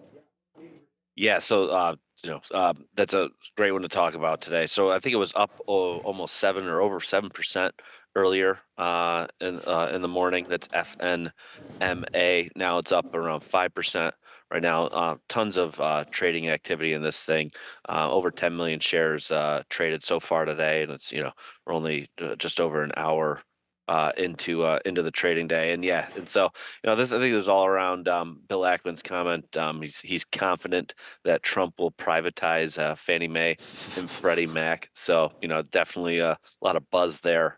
Right, so we're talking about Fannie Mae right now, FNMA, but then also Freddie Mac, FMCC. Yeah. So definitely another one to look at. There's a little difference in the amount that they're up right now. FMCC is up just under 3%. Fannie Mae up almost 5% right now. So definitely two names to look at. Typically, you'll see more trading going on in Fannie Mae. But FMCC also another great one to look at. Yeah, good look there. I think it's very important that we always check out the volume leaders. I mean, we always appreciate you coming through to talk about Moon and everything, but this is the website that I check out daily. We've had a couple different movers running through. We'll refresh the trades. There it is right there, Tencent. Another name as we Chinese ADRs hot again here today as we get deliveries for Tesla and some of the Chinese. And there's your FMCC, and of course, Luckin Coffee on there as well. And then we haven't seen much action, but Save, of course, Spirit Airline came over about a month and a half ago, right now trading down there at 35 cents. So how was New Year's? Anything going on in the Mendel household there? Any skiing? Did you get anything done? Did a little bit in a small mountain near where I grew up in upstate New York. So had a good time. Had a good time doing that. Got the whole family out. Had some cousins out and everything like that. Oh, too. nice. So yeah, man. What's the weather been like? Oh, dude, well, all the snow melted basically. Yeah, I They're, going into the new year, but typical, northeast fashion, getting a nice little lake effect snow up there. Yeah. This Apparently, we're weekend. coming through soon. So right now, but anyone going to Buffalo anytime soon will hate it. But no, they'll probably enjoy it. Well, it won't be. People. Only playoff teams going to Buffalo. People will enjoy going to Buffalo. As a matter of fact, I don't know if you've noticed or you've seen what the new stadium is going to look like for the Bills, because it's going to be a heck of a lot better than we're all going to go. We're all going to go. That you've got down there in Dallas for your team. The glare issue, of course, happening down there for the Cowboys. Right now, the Bills are going to have the best. Jerry better be at the Cotton Bowl. He's got to start recruiting. Exactly. He better start recruiting off that Ohio State team because, listen, Ohio State and Texas, actually, right? So that's going to be a great game down there. Better than any Cowboys game this year, for sure. I will say this, Jeff. You should be very excited for the fact that I think if he falls to you, there is no way even Jerry Jones can screw this up. If the running back Jinty from Boise State is on the board, there is no possible way for Jerry Jones to mess this one up. It would be, if he doesn't take him, it would be like seeing NVIDIA at $90 and not buying it. And I actually wouldn't mind if he goes there because I think it'd be a great fantasy landing spot for him. But I think you have that to look forward to. So Look at Rigetti. Oh Dak my God. has proven that he can't do anything without, Dude, this without is a good running back ridiculous. behind him. So, you know. Yeah, Ezekiel, I guess, is retiring right here. All right, Jeff, anything else really quickly? We got a couple more minutes left to go to wrap this up. Actually, I wanted to take a look at the Fannie Mae Preferred, FNMAS. It's actually down a couple cents right now. This thing doesn't usually trade as much as FNMA, but definitely something to maybe take a look at over there. Yeah, nice move. Nice move higher there, but as you mentioned, though, down on the day as opposed to Fannie Mae. So yeah, we'll have a quick look over there. And then I like the Luckin Coffee look, LKNC. But don't worry, like I said, Moon ATS coming up, baby. Yeah, no, man, we've got some Rigetti. We've got some multiple. We're sitting in over $2 in the money right now, Mr. Mendel. But I like Luckin Coffee. Look at this move that we just had on LKNCY. Do not sleep on this, as we've got OTCN making the market, Mr. Mendel. So that's a good one right there. So go grab over here. And I just want to say, like, you know, I'll trade over on the OTC markets, and liquidity, although it looks a little sparse, you can get shares. There's hundreds of shares, thousands of shares going off on the inside at level ones as well. So also a lot of opportunity here to execute on your market with different gateways, and especially choosing this link. Is it still called OTC Link? I know it is in our software. It is. OTC, so OTC Link ATS, and yeah, you can access the liquidity that's on OTCN directly with us. There's also a lot of market makers that are providing liquidity out there as well too on OTC Link. So, you know, I mean, look at it. It's a $26+ stock, Luckin Coffee. Yeah. It's a 2-cent spread. There's liquidity there. You know, if you think about it too, if you go up on the level 2, you guys have it there a little far up, but you know, there's definitely some liquidity there on the inside. You know, you're not just looking at the OTCN there, but OTCN will route to the market makers as well too if you're using that, and vice versa. So definitely something to keep an eye on. Look at the full depth there when you're actually trading these names. But yeah, Luckin Coffee up almost 3%. Another great one. And we've seen it before. When they trend on the OTC, they trend just as nicely and can be fantastic trading opportunities. Thank you so much, Jeff. We look forward to the launch, obviously, of Moon coming up in a couple of weeks, and we'll talk to you again, certainly before that does happen, and again after. Thank you very much, Jeff. Sounds good, guys. Thank you. Thanks, Mr. Mendel. There it is, man. It's Mr. Mendel. We're all just living in it right there. But as he was there, we were talking a little bit about NVIDIA starting to moon. And oh boy, Neil, there's Rigetti right now, $17. You know, sometimes it just takes that little bit of second to get going there, as Rigetti right now pumping to the upside. There it is, man. P&L number 1 now is going to be Rigetti, which is just ridiculous how it's been so hard today to find some decent winners. But Rigetti, nice move there. Intel, nice. Look at Intel, man. Again, as it was written, the bottom of the day on the sticky note there with Intel, $20, bid 2011 for INTC. Rigetti still going, NVIDIA still going. Man, oh man, it's been a good day. And I am in a new position while we're talking to Jeff. It was VWAP and AMD, still looking for shorts on AMD. Obviously, you've got a bit of a difference between NVIDIA above VWAP and AMD underneath VWAP in the market. I know it's 11 o'clock, but hey, it's just a number. Yeah. You know, we're not network TV or anything. It may flip to the midday, but just to finish a quick thought here, you're underneath VWAP on the NASDAQ. You're still green on the day, but I think anything that you came in with a short thesis on, if it's under VWAP, if it's trending down, I still want to look for the short. So that does include AMD. We'll be back at 2 o'clock as usual. But Mr. GQ Options Joey Options, he'll be on the thumbnail soon. We're going to get that one figured out. And the professor are locked and loaded, ready to go for the first midday session of the new year. Exciting times. Go get them, guys. Thank you very much, Neil. What is up, beautiful people? Welcome to How to Trade during the midday. That is your boy, Joey Options.